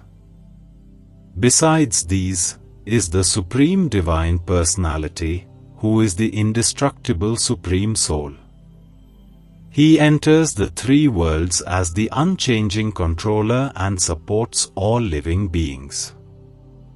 I am transcendental to the perishable world of matter, and even to the imperishable soul. Hence I am celebrated, both in the Vedas and the Smritis, as the Supreme Divine Personality. Those who know me without doubt as the Supreme Divine Personality truly have complete knowledge. O Arjun, they worship me with their whole being. I have shared this most secret principle of the Vedic scriptures with you, O sinless Arjun. By understanding this, a person becomes enlightened and fulfills all that is to be accomplished. Chapter 16, Devasur Sampad Vibhag Yog. Yog through discerning the divine and demoniac natures. In this chapter, Shri Krishna expounds on the two kinds of human nature, the saintly and the demoniac. Shri Krishna explains that the saintly nature develops in humans. By cultivating the modes of goodness, by following the instructions given in the scriptures, and purifying the mind with spiritual practices. Such behavior attracts Devi Sampatti or godlike qualities, eventually leading to God realization. Contrary to this, the demoniac nature develops by associating with modes of passion and ignorance, and materially focused lifestyles that breed unwholesome traits in human personality. This leads the soul finally to a hell-like existence. Shri Krishna enumerates the saintly virtues of those endowed with a divine nature, and then describes the demoniac qualities that should be shunned consciously. Else, these will drag the soul further into ignorance and samsara, or the cycle of life and death. In the end, Shri Krishna declares that the knowledge of the scriptures helps in overcoming ignorance and passion. They also guide us to make the right choices in life. Therefore, we must understand their teachings and injunctions and accordingly perform our actions in this world. Chapter 16, Devasur Sampad Vibhag Yog. Yog through discerning the divine and demoniac natures. The Supreme Divine Personality said, O scion of Bharat, these are the saintly virtues of those endowed with a divine nature. Fearlessness, purity of mind, steadfastness in spiritual knowledge, charity, control of the senses, sacrifice, study of the sacred books, austerity, and straightforwardness. Non-violence, truthfulness, absence of anger, renunciation, peacefulness, restraint from fault-finding, compassion toward all living beings, absence of covetousness, gentleness, modesty, and lack of fickleness. Vigor, forgiveness, fortitude, cleanliness, bearing enmity toward none, and absence of vanity. O Parth, the qualities of those who possess a demoniac nature are hypocrisy, arrogance, conceit, anger, harshness, and ignorance. The divine qualities lead to liberation, while the demoniac qualities are the cause for a continuing destiny of bondage. Grieve not, O Arjun, as you were born with saintly virtues. There are two kinds of beings in this world, those endowed with a divine nature and those possessing a demoniac nature. I have described the divine qualities in detail, O Arjun. Now hear from me about the demoniac nature. Those possessing a demoniac nature do not comprehend which actions are proper and which are improper. Hence, they possess neither purity, nor good conduct, nor even truthfulness. They say, the world is without absolute truth, without any basis for moral order, and without a God who has created or is controlling it. It is created from the combination of the two sexes and has no purpose other than sexual gratification. Holding fast to such views, these misdirected souls, with small intellect and cruel actions, arise as enemies of the world threatening its destruction. Harboring insatiable lust, full of hypocrisy, pride and arrogance, the demoniac cling to their false tenets. Thus illusioned, they are attracted to the impermanent and work with impure resolve. They are obsessed with endless anxieties that end only with death. Still, they maintain with complete assurance that gratification of desires and accumulation of wealth is the highest purpose of life. Held in bondage by hundreds of desires, and driven by lust and anger, they strive to accumulate wealth by unjust means, all for the gratification of their senses. The demoniac persons think, "I have gained so much wealth today, and I shall now fulfill this desire of mine. This is mine, and tomorrow I shall have even more. That enemy has been destroyed by me, and I shall destroy the others too. I am like God Himself, I am the enjoyer, I am perfect, I am powerful, and I am happy. I am wealthy and I have highly placed relatives. Who else is equal to me? I shall perform sacrifices to the celestial gods, I shall give alms, I shall rejoice." In this way, they are deluded by ignorance. Possessed and led astray by such imaginings, enveloped in a mesh of delusion, and addicted to the gratification of sensuous pleasures, they descend to the murkiest hell. Such self-conceited and stubborn people, full of pride and arrogant in their wealth, perform ostentatious sacrifices in name only, with no regard to the rules of the scriptures. Blinded by egotism, strength, arrogance, desire, and anger, the demonic abuse me, who am present in their own body and in the bodies of others.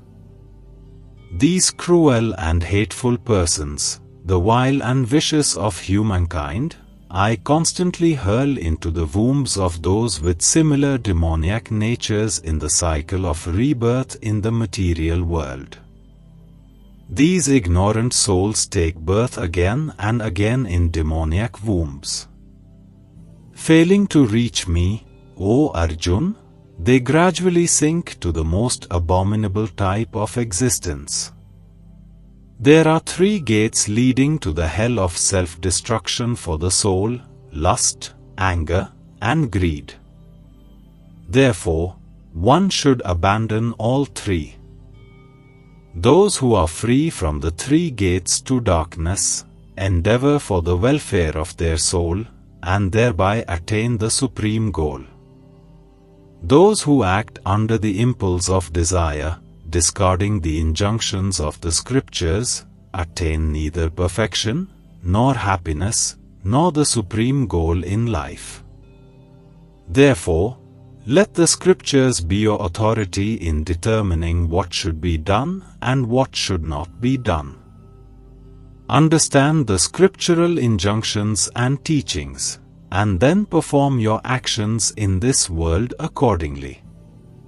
Chapter 17, Shraddha Trey Vibhag Yog. Yog through discerning the 3 divisions of faith. In this chapter, Shri Krishna goes deeper into the subject. In the beginning, he discusses faith as an inseparable aspect of human nature and says that everyone holds faith. However, depending upon the nature of their mind, their faith adapts a corresponding color: sattvic, rajasic, or tamasic. The quality of life they lead is determined by the nature of their faith, including the food they prefer to eat. He also classifies food into 3 categories and discusses the impact of each category upon humans. Sri Krishna then moves to the subject of yajna, sacrifice, and explains that based on the modes of nature, sacrifice can manifest into varied forms. He also discusses tapa, austerity, and describes the austerities of the speech, body, and mind. Again, based on the modes in which these austerities are performed, goodness, passion, or ignorance, they take different forms. Similarly, dan, charity, and its threefold division based on the modes of nature are explained. Towards the end of this chapter, Sri Krishna explains the relevance and importance of the words Om Tat Sat and how these words can usher the concept of transcendence. The syllable Om is the symbolic representation of the impersonal form of God. Tat is uttered for dedicating ceremonies and actions to the Supreme Lord, and the syllable Sat signifies eternal virtue and goodness. Together these words symbolize different aspects of the absolute truth. Sri Krishna concludes this chapter by emphasizing that the acts of sacrifice, austerity, and charity, performed without faith and regard to the guidelines given in the scriptures, are futile. Chapter 17, Shraddha Tre Vibhag Yog. Yog through discerning the 3 divisions of faith. Arjun said, O Krishna, where do they stand who disregard the injunctions of the scriptures, but still worship with faith? Is their faith in the mode of goodness, passion, or ignorance? The Supreme Divine Personality said, every human being is born with innate faith, which can be of 3 kinds, Sattvic, Rajasic, or Tamasic. Now hear about this from me. The faith of all humans conforms to the nature of their mind. All people possess faith, and whatever the nature of their faith, that is verily what they are. Those in the mode of goodness worship the celestial gods. Those in the mode of passion worship the yakshas and rakshas. Those in the mode of ignorance worship ghosts and spirits. Some people perform stern austerities that are not enjoined by the scriptures, but rather motivated by hypocrisy and egotism. Impelled by desire and attachment, they torment not only the elements of their body, but also I who dwell within them as the Supreme Soul. Know these senseless people to be of demoniacal resolves. The food that people prefer is according to their dispositions. The same is true for the sacrifice, austerity, and charity they are inclined or predisposed toward. Now hear of the distinctions from me. Persons in the mode of goodness prefer foods that promote lifespan and increase virtue, strength, health, happiness, and satisfaction. Such foods are juicy, succulent, nourishing, and naturally tasteful. Foods that are too bitter, too sour, salty, very hot, pungent, dry, and full of chilies are dear to persons in the mode of passion. Such foods produce pain, grief, and disease. Foods that are overcooked, stale, putrid, polluted, and impure are dear to persons in the mode of ignorance. Sacrifice that is performed according to scriptural injunctions without expectation of rewards, with the firm conviction of the mind that it is a matter of duty, is of the nature of goodness. O best of the Bharats, know that sacrifice performed for material benefit, or with a hypocritical aim, is in the mode of passion. Sacrifice devoid of faith and contrary to the injunctions of the scriptures, in which no food is offered, no mantras chanted, and no donation made, is to be considered in the mode of ignorance. When worship of the Supreme Lord, the Brahmans, the spiritual master, the wise, and the elders is done with the observance of cleanliness, simplicity, celibacy, and non-violence, then this worship is declared as the austerity of the body. Words that do not cause distress are truthful, inoffensive, and beneficial, as well as regular recitation of the Vedic scriptures. These are declared as austerity of speech. Serenity of thought, gentleness, silence, self-control, and purity of purpose, all these are declared as austerity of the mind. When devout persons with ardent faith practice these threefold austerities without yearning for material rewards, they are designated as austerities in the mode of goodness. Austerity that is performed with ostentation for the sake of gaining honor, respect, and adoration is in the mode of passion. Its benefits are unstable and transitory. Austerity that is performed by those with confused notions, and which involves torturing the self or harming others, is described to be in the mode of ignorance. Charity given to a worthy person simply because it is right to give, without consideration of anything in return, at the proper time and in the proper place, is stated to be in the mode of goodness. But charity given with reluctance, with the hope of a return or in expectation of a reward, is said to be in the mode of passion. And that charity, which is given at the wrong place and wrong time to unworthy persons, without showing respect, or with contempt, is held to be of the nature of nescience. The words Om Tat Sat have been declared as symbolic representations of the Supreme Absolute Truth, from the beginning of creation. From them came the priests, scriptures, and sacrifice. Therefore, when performing acts of sacrifice, offering charity, or undertaking penance, expounders of the Vedas always begin by uttering Om according to the prescriptions of Vedic injunctions.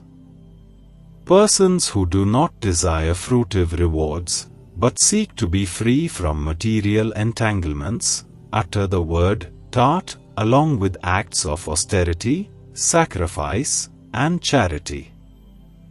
The word Sat means eternal existence and goodness. O Arjun, it is also used to describe an auspicious action. Being established in the performance of sacrifice, penance, and charity is also described by the word Sat, and so any act for such purposes is named Sat. O son of Pritha, whatever acts of sacrifice, charity, or penance are done without faith, are termed as Asat. They are useless both in this world and the next. Chapter 18, Moksha Sannyas Yoga. Yoga through the perfection of renunciation and surrender. This last chapter of the Bhagavad Gita is the longest as it explicates many subjects. It starts with Arjun requesting Sri Krishna to educate him on renunciation and explain the difference between these two Sanskrit words, Sannyas, renunciation of actions, and Tyag, renunciation of desires, as both come from the root words that mean to abandon. A sannyasi, monk, is one who has renounced family and social life to practice sadhana, spiritual discipline. and a tyagi is one who acts without selfish desires for the rewards of his actions. However, Sri Krishna recommends another type of renunciation.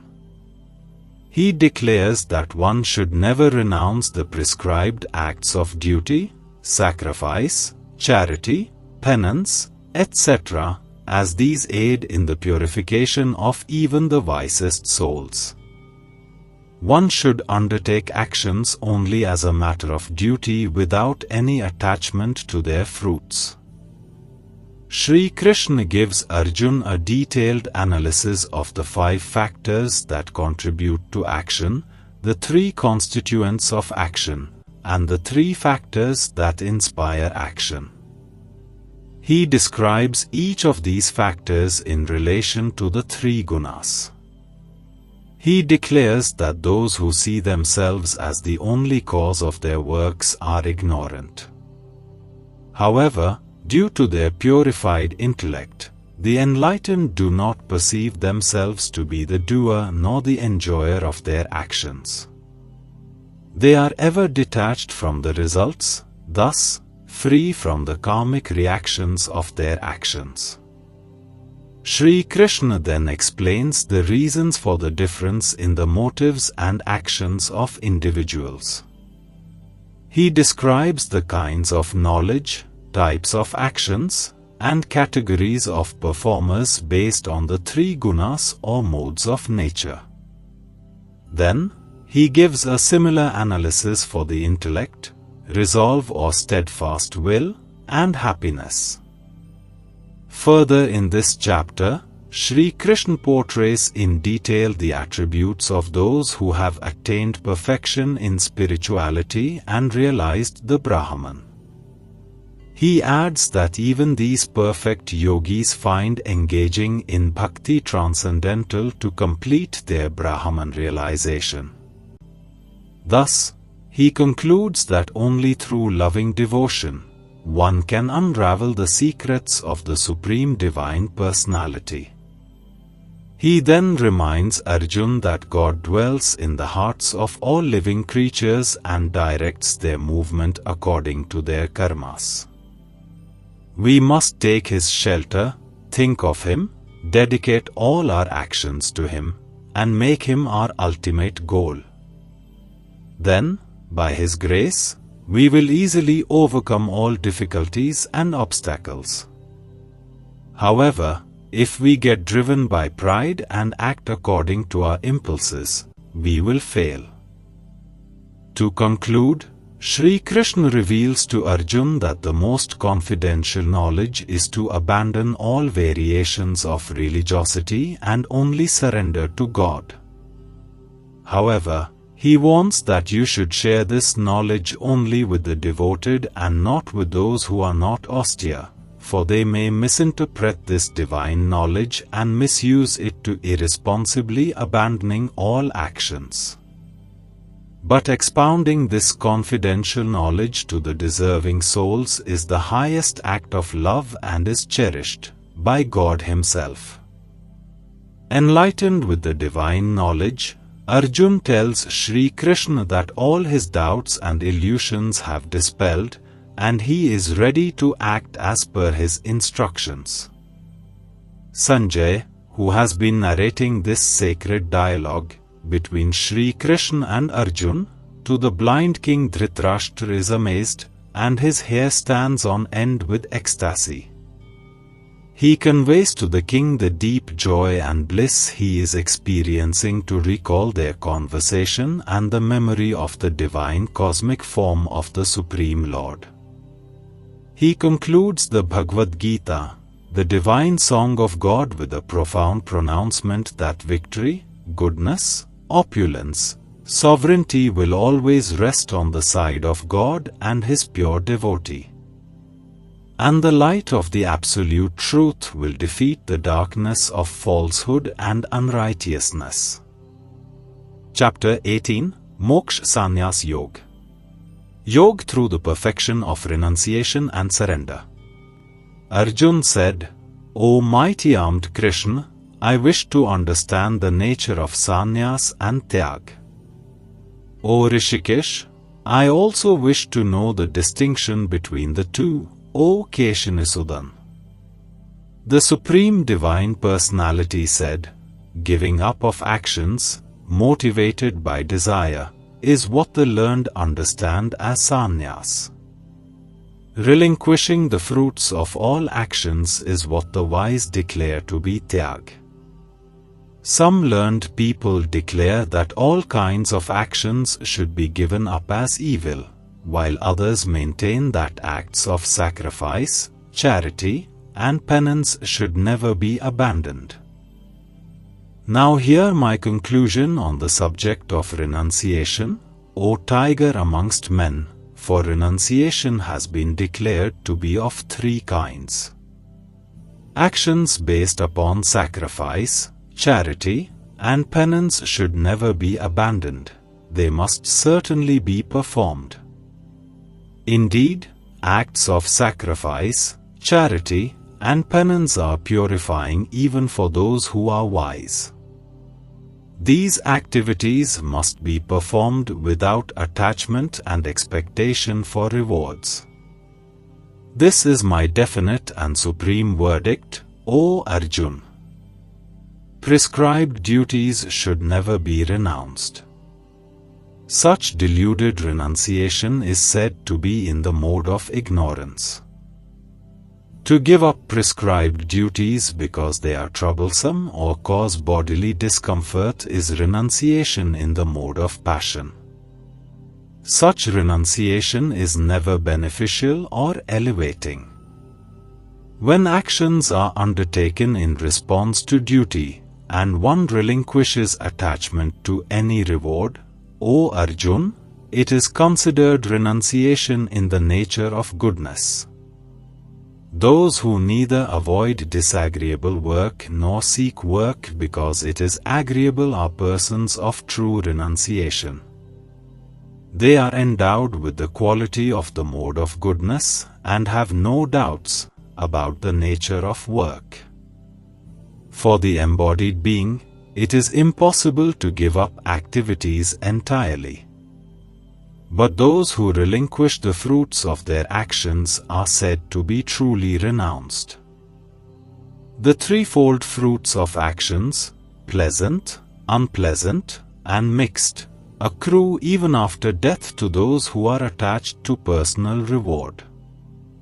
But, for those who renounce the fruits of their actions, there are no such results in the here or hereafter.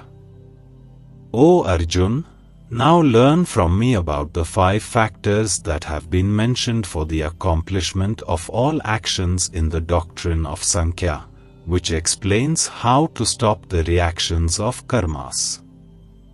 The body, the doer, soul, the various senses, the many kinds of efforts, and divine providence, these are the 5 factors of action. These 5 are the contributory factors for whatever action is performed, whether proper or improper, with body, speech, or mind. Those who do not understand this regard the soul as the only doer. With their impure intellects they cannot see things as they are. Those who are free from the ego of being the doer, and whose intellect is unattached, though they may slay living beings, they neither kill nor are they bound by actions. Knowledge, the object of knowledge, and the knower, these are the 3 factors that induce action. The instrument of action, the act itself, and the doer, these are the 3 constituents of action.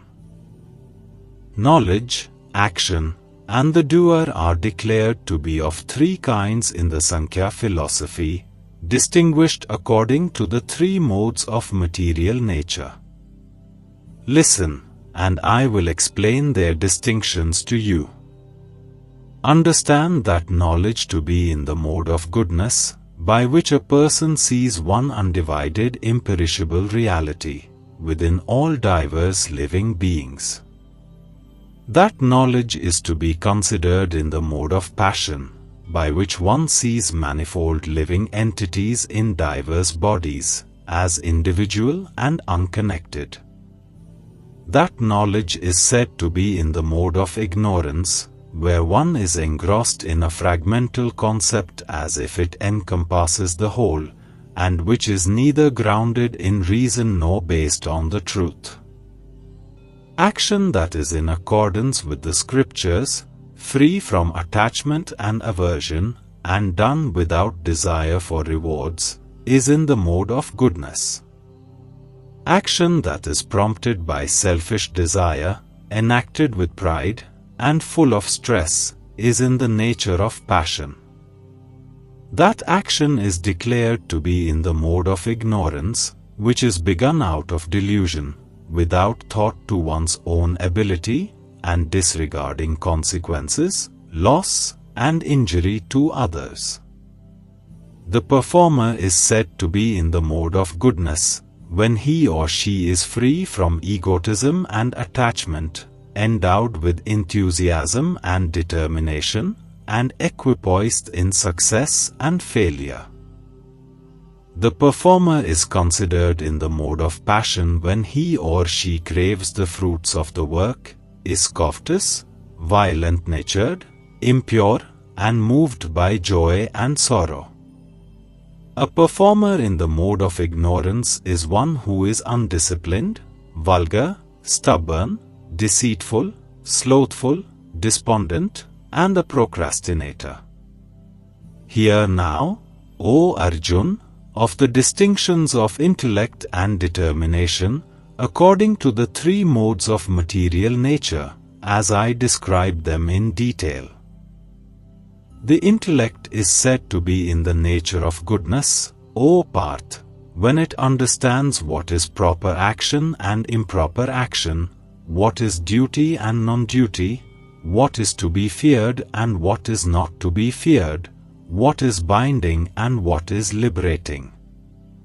The intellect is considered in the mode of passion when it is confused between righteousness and unrighteousness, and cannot distinguish between right and wrong conduct, O Parth.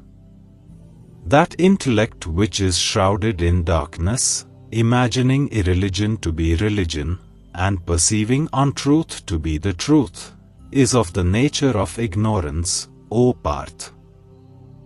The steadfast willpower that is developed through yoga, and which sustains the activities of the mind, the life airs, and the senses, O Parth, is said to be determination in the mode of goodness.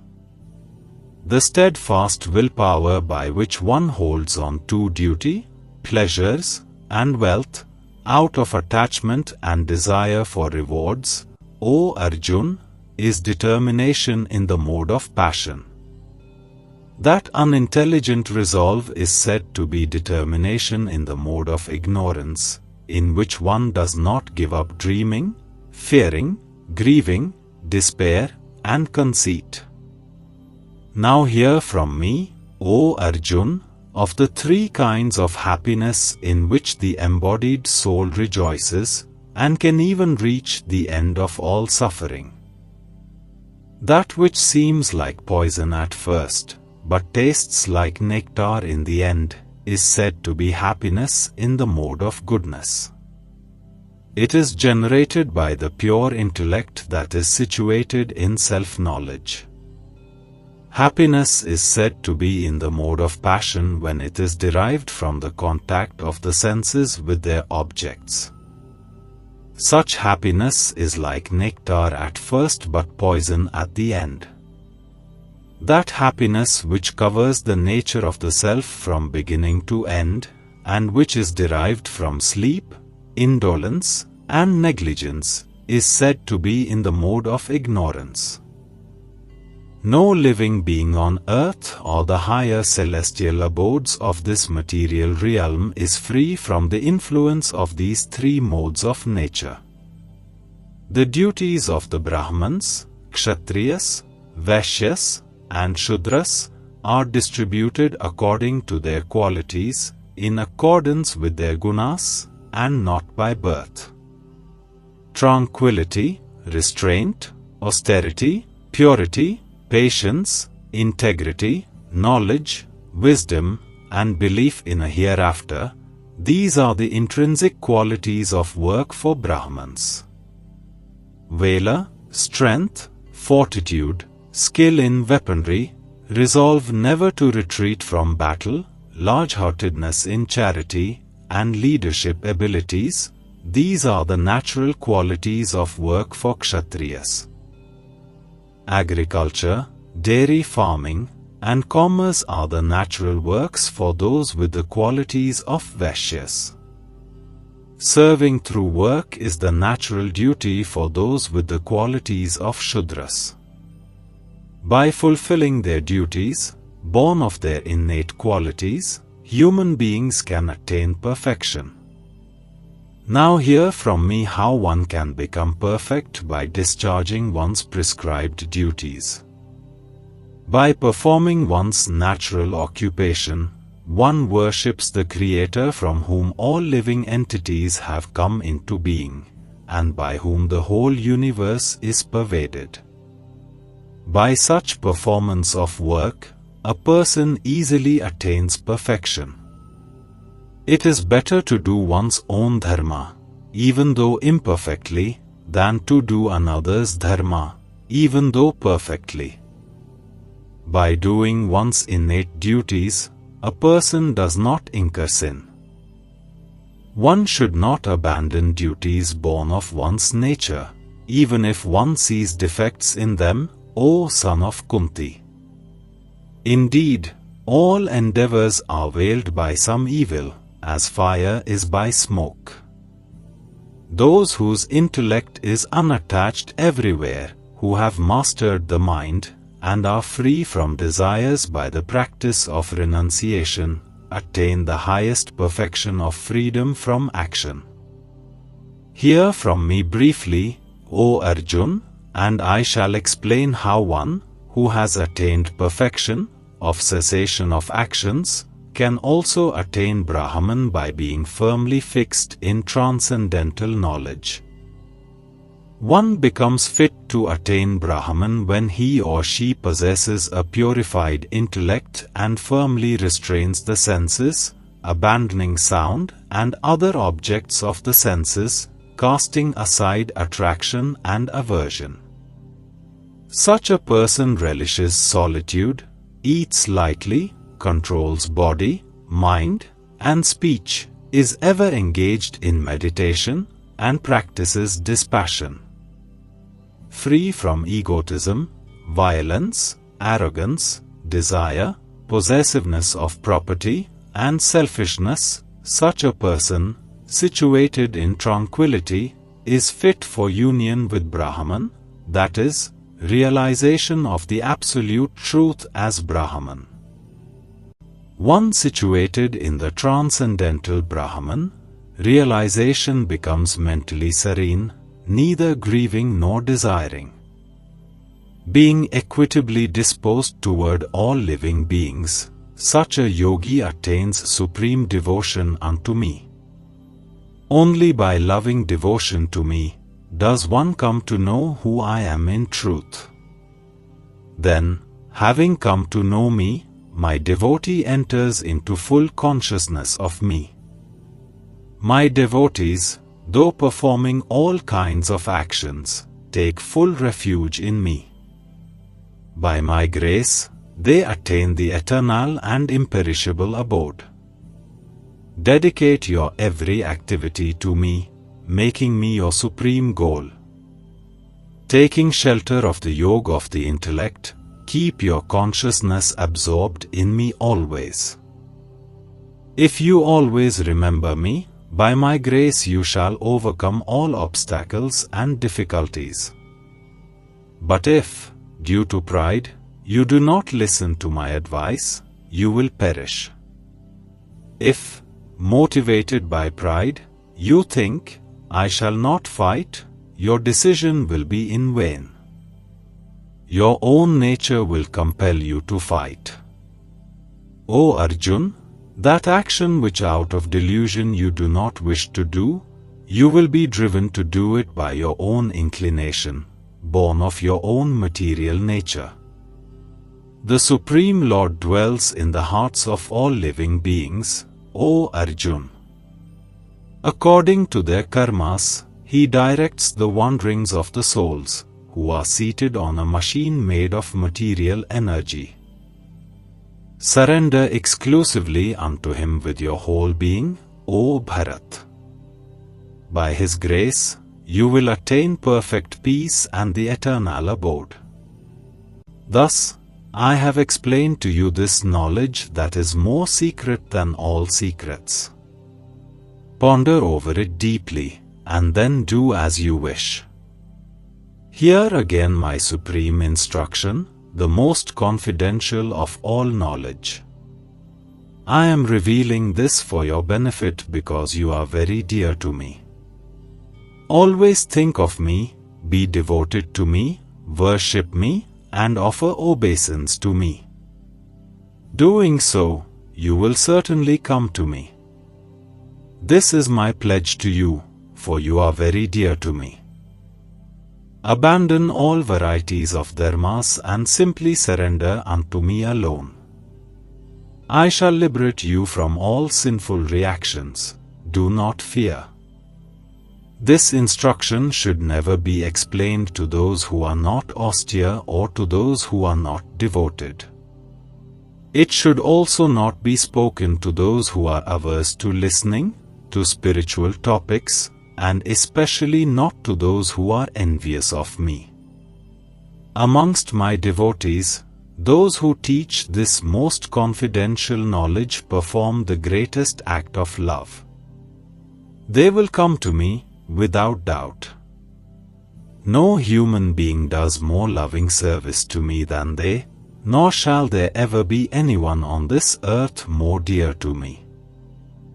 And I proclaim that those who study this sacred dialogue of ours will worship me with their intellect through the sacrifice of knowledge. Such is my view. Even those who only listen to this knowledge with faith and without envy will be liberated from sins and attain the auspicious abodes where the pious dwell. O Arjun, have you heard me with a concentrated mind? Have your ignorance and delusion been destroyed? Arjun said, O infallible one, by your grace my illusion has been dispelled, and I am situated in knowledge. I am now free from doubts, and I shall act according to your instructions. Sanjay said, Thus have I heard this wonderful conversation between Sri Krishna, the son of Vasudeva, and Arjun, the noble-hearted son of Pritha. So thrilling is the message that my hair is standing on end. By the grace of Ved Vyas, I have heard this supreme and most secret yoga from the Lord of Yoga, Sri Krishna himself. As I repeatedly recall this astonishing and wonderful dialogue between the Supreme Lord Sri Krishna and Arjun, O King, I rejoice again and again. And remembering that most astonishing and wonderful cosmic form of Lord Krishna, great is my astonishment, and I am thrilled with joy over and over again. Wherever there is Sri Krishna, the Lord of all Yoga, and wherever there is Arjun, the supreme archer, there will also certainly be unending opulence, victory, prosperity, and righteousness. Of this, I am certain.